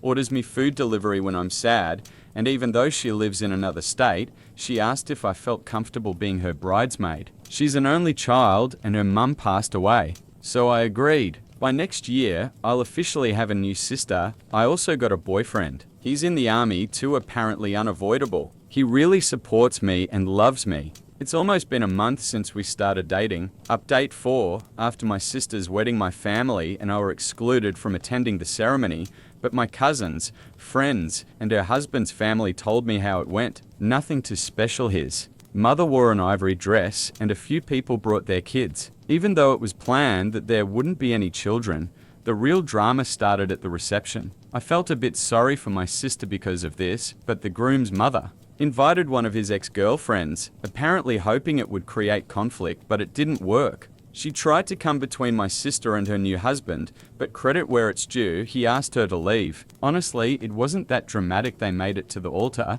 and today or tomorrow, they're heading on their honeymoon. My sister really was pregnant. At the end of the reception, the groom gave a speech with a slideshow, and on the last slide, they showed an ultrasound photo labeled baby surname June 2023. So, this story has already sparked a lot of opinions, and it's hard to add anything more. I'm just glad it ended the way it did, because often things turn out very differently. My husband left the family to join a men-only crowd, then years later came crawling back hoping for a warm welcome in 29. I got married 6 years ago, but we've been divorced for 3 years now. I have 2 sons from my ex-husband. Adam, he's 30, ages 4 and 5. I have full custody because he didn't want the burden of a family. We were happy for the first 3 years of marriage, had 2 wonderful children, and were even planning to buy our own home to move out of our apartment. Then suddenly he says, I want to be free and explore the world. We'd been together since high school and were everything to each other. He was my first in everything and I was his. I always thought we'd be together forever. He seemed fine with not having much experience with other women besides me. But 3 years into the marriage, he told me he was unhappy and wanted us both to free ourselves from the burden, meaning our marriage and family, so we could live life to the fullest. It all sounded like nonsense. I couldn't understand it because I was sure he loved me. Adam insisted he still loved me, but you see, he also loved himself and wanted to give himself a chance to see the world. I even suggested temporarily opening our marriage, even though it would hurt me, just so he'd stay and not leave for good. But that idea didn't work for him. He wanted a divorce to keep things honest. I was crushed because it came out of nowhere. When I cried, he told me everything would be fine and that if we were meant to be, he'd come back. It was absurd and unfair, but that's how our marriage ended. One day he just packed his things and left to explore the world alone, leaving me with 2 kids without a second thought. When I asked what he thought would happen to the kids, he suggested leaving them with someone I trust so I could also travel and meet new people. That's when I fully realized he'd lost his mind. I stopped fighting the divorce. It went through easily. He didn't want anything and was willing to walk away from all responsibilities. His parents had money, so child support wasn't an issue. He had visitation rights but barely used them. When he did, he'd have me take the kids to his parents' house while he sat in another room, avoiding us. Even those visits stopped after the first couple of months. I later found out the real reason for his behavior from my friend Rachel, who had mutual acquaintances with Adam. Her cousin was part of the exact group of friends that influenced Adam. That cousin told her the whole story. About 2 months after our divorce, Rachel learned the truth. Her cousin lived a very indulgent lifestyle and was part of a men-only group, 6-7 guys who believed relationships were a burden. They had some kind of singleness pact. Adam was brought into the group by a colleague who thought he'd fit right in even though he had a wife and 2 kids. Rachel's cousin bragged to relatives that they had convinced a married man with kids to drop the dead weight and become successful, which is exactly what Adam did. He divorced me and gave up custody just to fully commit to their ideology. Rachel, curious, asked what the guy looked like. When her cousin pointed to Adam in a group photo, she instantly put 2 and 2 together and came to tell me. When I found out he had left us to join some ridiculous adventure-seeking club, I was furious. Honestly, it would have been easier for me if he'd just cheated. At least that would be a more understandable reason than this nonsense. I wanted to call and scream at him, but I didn't. Knowing the real reason only convinced me further that nothing I could say would change him. So I focused on raising my sons to be better men than their father. I hired a nanny, worked twice as hard so I could leave work at the office and devote my home time to my kids. My parents helped a lot. Even my ex-in-laws occasionally offered minimal help, probably out of shame for their son. They were the ones paying the child support, since Adam reportedly blew his own money on exotic trips and luxury hotels. Now my boys are sweet, well-behaved, and love each other dearly. We are our own family, and that's all we need. I barely think about Adam anymore. I worked my way into a great position and now earn double what I used to. For the last 2 years, everything was going great until last week. Out of nowhere, after 3 full years of no contact, Adam showed up. It was a Sunday and we were all at home. We even have enough saved now to buy our own house. But I stayed in this apartment because I love it so much and it's convenient for work. Obviously, I should have moved after all, because unfortunately, by staying in the same place, Adam knew where to find me. That day, he just showed up at our door without warning, and honestly, it felt like the air got knocked out of my lungs. It had been so many years. For the first few seconds, we were both silent, and I just looked at him, this awkward, huge bouquet of red roses, his teary smile. Call me heartless, but I didn't feel the slightest bit of tenderness or excitement, only pure, burning hatred, and before he could say anything, I slammed the door with all my strength so hard the floor shook. I told the kids to go to their rooms because I knew he'd try to convince me of something, and I definitely wouldn't be able to stay calm. Rage, resentment, and anger were boiling inside me, and I didn't want my kids to witness the chaos that was about to start. Sure enough, as soon as the kids left, Adam started whining that he didn't expect such a reception. I could hear him trying his hardest not to break into tears, which only pissed me off more. This was the guy who had dumped all this bitch on me for years ahead, and now he dared to cry and act like he was the victim. Then he started saying he had come back to apologize, that he regretted everything he'd done in the past, and now he just wanted his old life back. I was shocked, but I let him finish, because some part of me wanted to hear that apology, whatever that word even meant to him. I had completely erased him from my mind, but his sudden appearance stirred everything up again, and maybe, in some twisted way, I enjoyed the chance to put him in his place. I wanted him to know that without him, our lives had only gotten better, and nobody missed him. He went on for a couple of minutes about how much fun he'd had all these years, but in the end, he felt empty because there was no one to come back to except another lonely hotel room. He admitted that in recent months, he felt like something was missing and finally made the very difficult decision to come back and apologize so he could fix everything.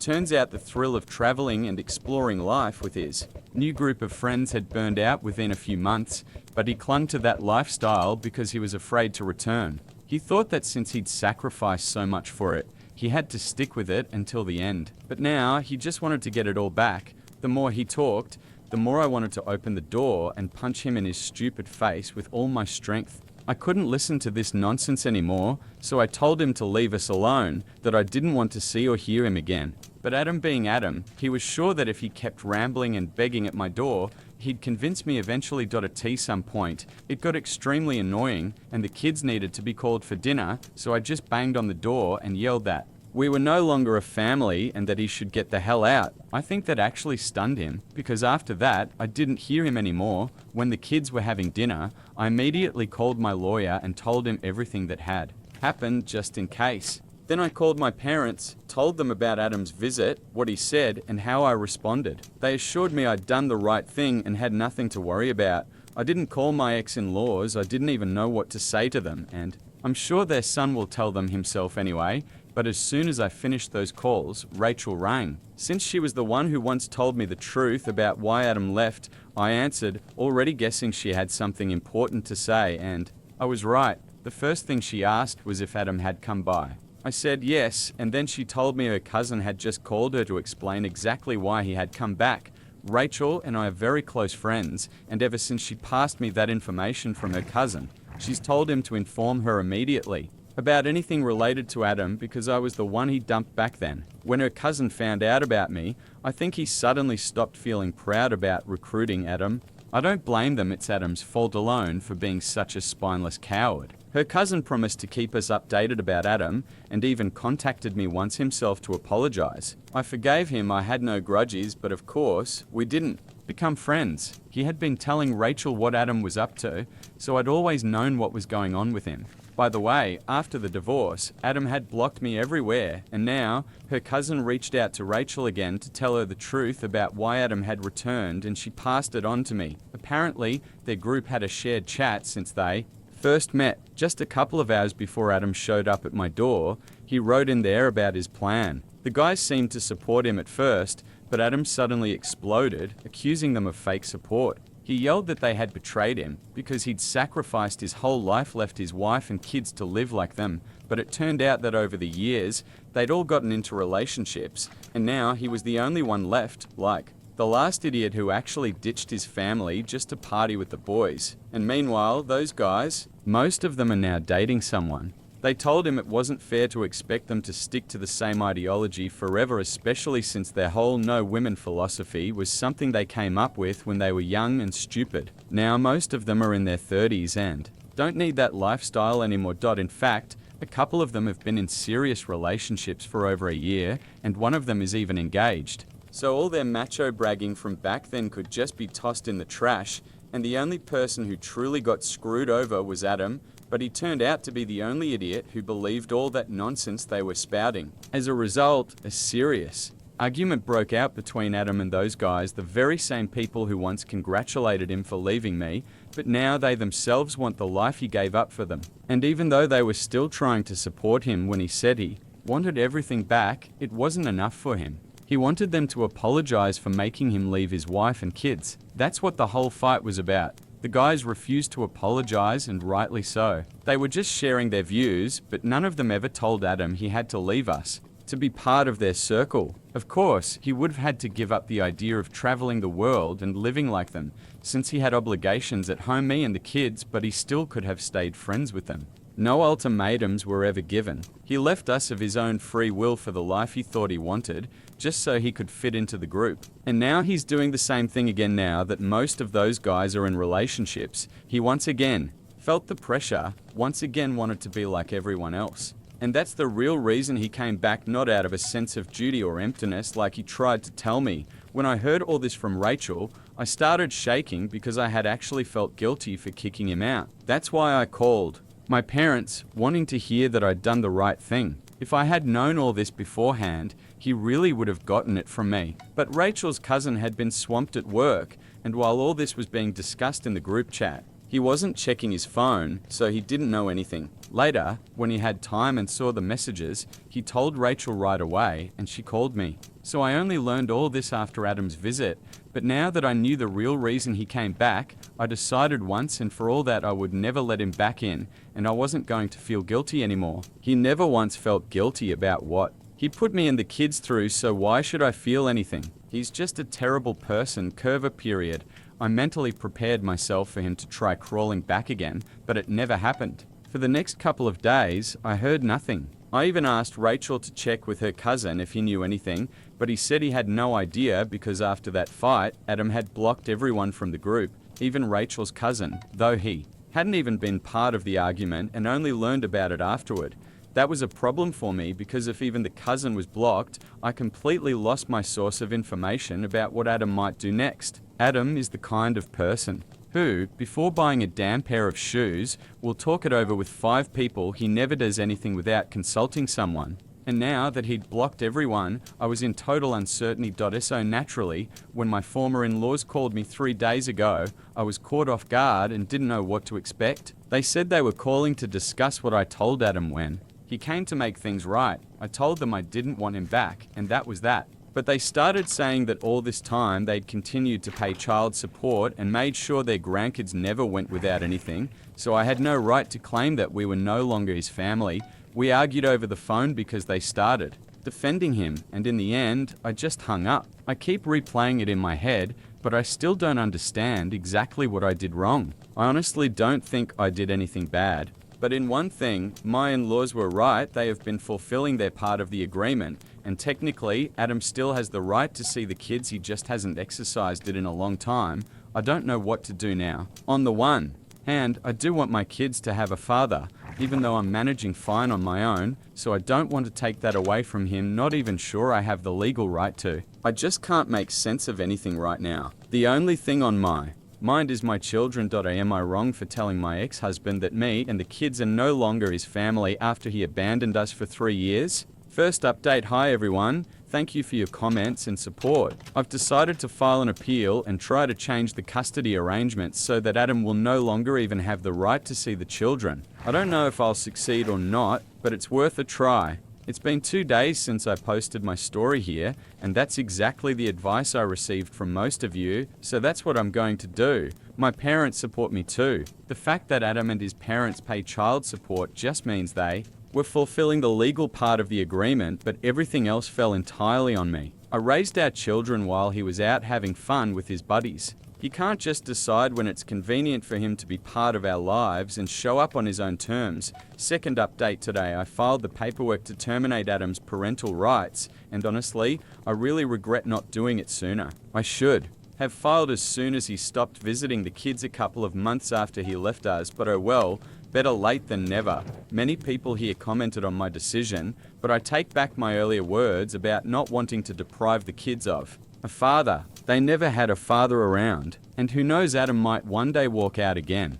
He was gone for 3 years, and now he can leave for good if he wants to live for himself, but not at the expense of my nerves and my children's mental health. I won't allow it, and I truly don't think I'm taking anything away from my kids because they never had a father to begin with, so they won't be missing anyone. Third update. So I didn't manage to fully terminate his parental rights, but now he can only see the kids if I'm personally present. That's something at least now he can't just push us around. If he can prove to the court that he's capable of being a stable and reliable father, then maybe we'll reconsider this arrangement. But for now, this is the maximum he gets. As for me, he is never coming back to me. That's not even up for discussion. After the court hearing, when he tried to talk to me again, I snapped and told him straight out that I knew about his pathetic need to fit into the cool crowd and that he should just marry his buddies because he's never getting anything from me. And if he weren't the father of my children, I wouldn't even give him a second glance. Then I just left with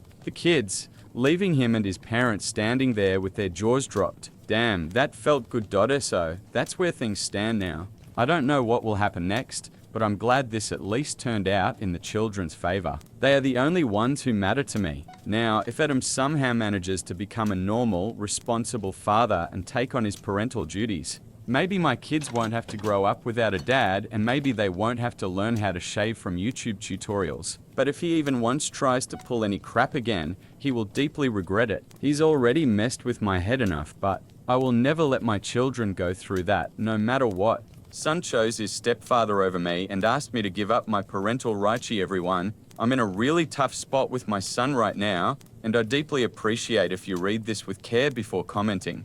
My son just turned 17 a week ago, and this fall, he's supposed to start college. Our relationship has been strained ever since I decided to divorce his mother 2 years ago. No matter how hard I tried to repair things, nothing worked. He keeps pushing me away, and it's painfully heartbreaking. I've tried to stay close. While I had the strength, he doesn't respond to my messages or calls. And when he does come over, he spends all his time in his room refusing to talk. The only time we communicate is at the dinner table, and even then, he keeps conversations to a minimum. Things with my ex-wife aren't great either, which I think is part of why my son seems to hate me so much now. I'm 44, my ex is 42. We were married almost 20 years. Everything started falling apart after I lost my job a few years ago. I was suddenly fired, and it shook our family. She's a teacher and always managed with her salary, which I admire, but she began resenting me. Even though I was doing everything I could to find a new job, the pressure mounted. Arguments became daily, then we barely spoke unless absolutely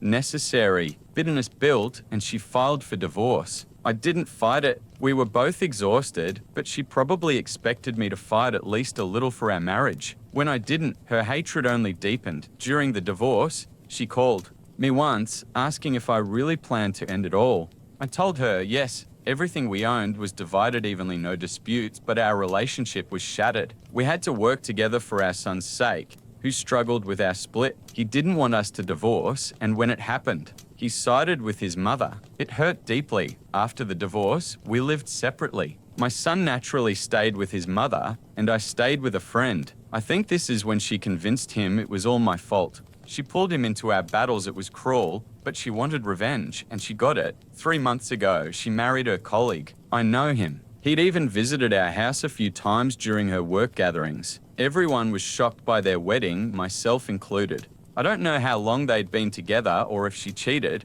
but at this point, it doesn't matter. What really hurt was seeing my son's posts about his new stepdad. They attended football games together, spent time together. Even on his birthday, which I wasn't invited to, he posted a picture with his mum and stepdad captioned, "Mum and Dad, it crushed me." I later organised a birthday for him, but he showed zero enthusiasm. He and his friends were in his room with the cake while I sat in the living room, wondering what went wrong. That evening, after his friends left, my son said he wanted to discuss something serious. He told me he had thought a lot and decided he wants me to give up my parental rights so his stepdad can legally adopt him. He said he no longer feels any connection with me and prefers his new family, and he doesn't want me in his life anymore. I was stunned. At first, I wanted to argue, but quickly realized it wouldn't help. If he wants this new life, I can't force him otherwise. Heartbroken, I told him I would do whatever makes him happy. He thanked me and left the next day. The following days were the hardest. I couldn't make myself do anything, even skipped work for a few days. Everything felt meaningless. I had tried so hard to give him a good life, but he doesn't want that life from me at least. I spent days lying in bed, staring at the ceiling, trying not to break down. I had no idea how to fix things, or if they could even be fixed at all. I knew my ex-wife played a role in this, and I suspect she's happy that she completely severed my bond with my son. I also despised her new husband, not because he married the woman I once loved, but because he was taking my son away from me. But there was nothing I could do. Arguing with my son would only make things worse. All I could do was accept it and hope he might change his mind someday, and then a miracle happened. My son came back yesterday, but not for the reasons I had hoped. I thought maybe he finally realized that I'm his father. Perhaps his mother had brainwashed him, making him believe his stepdad would be a better father. But that wasn't the case. I hoped he'd understand how deeply I love him, and that love would make him reconsider. When he arrived, I was overjoyed, thinking he had changed his mind. But he looked extremely upset. When I asked what was wrong, he told me he didn't want me to give up my parental rights anymore because his stepdad said he couldn't afford his college tuition, so he had to come to me. There were no other options. His mother alone couldn't cover it all, so if he wanted to attend the college of his choice, he'd have to follow the custody agreement. He was heartbroken, and it cut me deeply. I never treated him badly, in fact, quite the opposite. I couldn't understand why he hated me so much. I hadn't done anything to deserve this hatred from my own son. It infuriated me that he despised me for no reason, except maybe because his mother had filled his head with lies. I have to admit she did a good job. I told him he didn't have to engage with me if he didn't want to, and that there are other ways to pay for college, get a job, apply for student loans. If he thinks I'm the worst father, then let him. Do what he needs to ensure his stepdad adopts him, because I don't want him to suffer any longer. Of course, I said it with heavy sarcasm and he understood. He looked embarrassed, said nothing, and I just kept talking. It felt like years of bottled up frustration and hurt, caused by my own son's hatred, finally erupted. I told him I didn't divorce by choice, his mother wanted it. And the only reason she hates me so much is because I didn't fight for our marriage. I don't know what stories she fed him while he lived with her, but I can assure him that the divorce wasn't just my fault. He's only 17 and knows almost nothing about me or my life. If he believes everything his mother told him, he's in for an unpleasant surprise. I'm not his enemy and never wanted the divorce. But if she did, I wasn't going to cling to that relationship. I knew he was upset about the divorce, but I tried to make things as good as possible for him. Even when I lived separately, I came over for dinners, but he ignored me because his mother convinced him it was all my fault. Eventually, I ran out of patience, and my son was just stunned. He had nothing to say. I could see my words had touched him. He looked both shocked and guilty. He barely muttered, sorry, and returned to his mother. The next day, we didn't speak, and I felt terrible about what happened. I should have controlled my emotions, and I'm ashamed for raising my voice, even though he's only 17 and his mother manipulated him for 2 years. But I also feel it was cruel of him to say the only reason he came back was so I would pay for his education. That felt completely wrong, so maybe yelling was my fault, but I couldn't hold back. Before we go on, I invite you to drop your thoughts in the comments. Personally, I think he did the right thing. I've spent my life holding back emotions, never speaking up when hurt, and it backfired. People, unfortunately, don't see silence as virtue, they see it as weakness to exploit. Meanwhile, his mother sits comfortably and continues to manipulate him, telling him I'm to blame for everything that I left him, that I divorced her, and so on. It's cruel, but sometimes you have to stand up for yourself and speak your mind, even if it's uncomfortable. So, I'd love to hear your thoughts in the comments before we continue.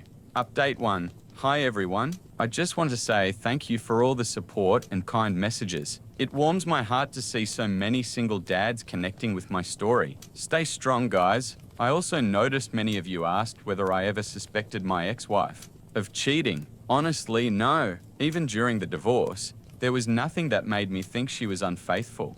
Maybe there were signs, but I simply didn't notice them. And honestly, it doesn't matter anymore. Whether she cheated or not isn't important. I have all the proof I need that she's a terrible person, using our son just to hurt me. Regarding why I didn't try to have my son live with me during the first months after the divorce, I tried. I really did. But my son insisted he was more comfortable staying with his mother, and since he was still in school, I didn't want to create more problems for him or my friend who was hosting me at the time. I visited occasionally, but the environment was so hostile, thanks to my ex, that I couldn't stay long. Eventually, he began to resent me.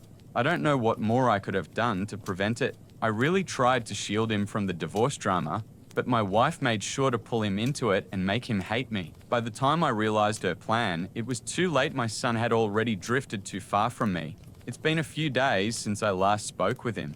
We've been texting but haven't called or met. I haven't heard from my ex either, so I assume he didn't tell her I yelled at him. Usually, he would have complained immediately, causing a huge scene, but since he hasn't, maybe it means he's finally starting to change. I'm cautiously hopeful, just hoping he calls or comes over so we can have a proper conversation and start mending our relationship. Update 2. Today, my son finally visited me, and the meeting, let's just say, was intense. I won't pretend our relationship magically healed. That's not how it works. Fixing years of damage takes time and effort. But today was at least a first step, and I'm grateful for that. At first, he was awkward and uncomfortable, but he apologized for his behavior. He admitted that during our divorce, His mother told him I destroyed our family and didn't fight for it, and he believed her. He hadn't heard my side, and at 15, he just needed someone to blame. I was the easiest target. The situation worsened when his mother remarried.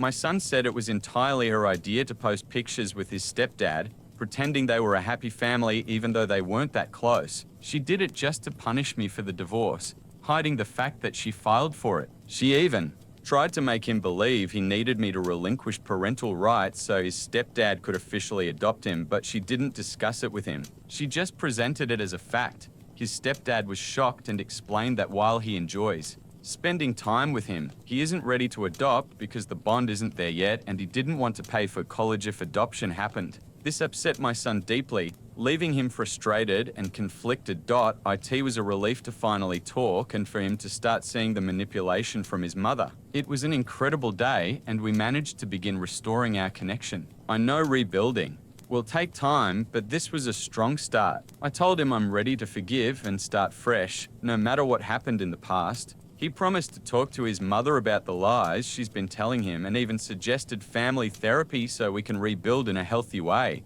I'm glad this is finally happening, and even more satisfied knowing my ex will get what she deserves. She's a terrible person who doesn't deserve to be a mother. Harsh, maybe, but true. Using her son solely to hurt me proves it. I'm even considering seeking full custody, though of course I'll discuss it with him first. If he truly wants to stay with her, I won't force him, but I hope he sees her for who she really is and decides to stay with me. Author's note: she spent years manipulating and gaslighting our son just to make my life miserable. I can't even imagine being that heartless. Update 3. My son just texted me. He wants to come over, and he asked me to pick him up from his mother's house. He said he has too many things to take the bus like usual. I'm in shock. I'm almost certain he's decided to move in with me. Everything happened so suddenly. I'm standing outside my ex's house waiting. He asked me to wait a few minutes. I can hear arguing inside, but I can't tell who's shouting at whom. I want to go in and bring him home immediately, but I can't without permission. I know she'll do everything possible to cause trouble, so I'm just waiting outside, hoping he comes out soon. Update 4. The shocking confrontation. He finally got home after an extremely long evening. I'm exhausted, but I feel I need to share what happened so I can process everything that went down today. As I mentioned earlier, I was waiting outside my ex's house because my son asked me to pick him up a few minutes after posting my last update. He finally came out. Even then, I could hear yelling from inside the house. My son looked furious as he walked to the car with his bags. Soon, I noticed my ex-wife storming out behind him. She was absolutely enraged, and the moment she saw me in the car, she came right up to the window and started screaming. It was terrifying, but I told her that if she didn't step back, I'd call the police. She did back off a little, but didn't leave. As I helped my son load his things into the car, she continued shouting at me, claiming I had turned our son against her and calling me every name imaginable. I didn't care. I knew the truth, my son knew the truth, and that was all that mattered. She kept yelling even as we drove away, and suddenly, when we were just a few meters from her house, she threw a rock at the car, smashing my rear light. I pulled over a bit further and immediately called the police to report the incident. My son and I were in shock at her actions. I couldn't believe she would behave like this just because she'd been exposed. I filed a police report against her and returned home a few hours ago.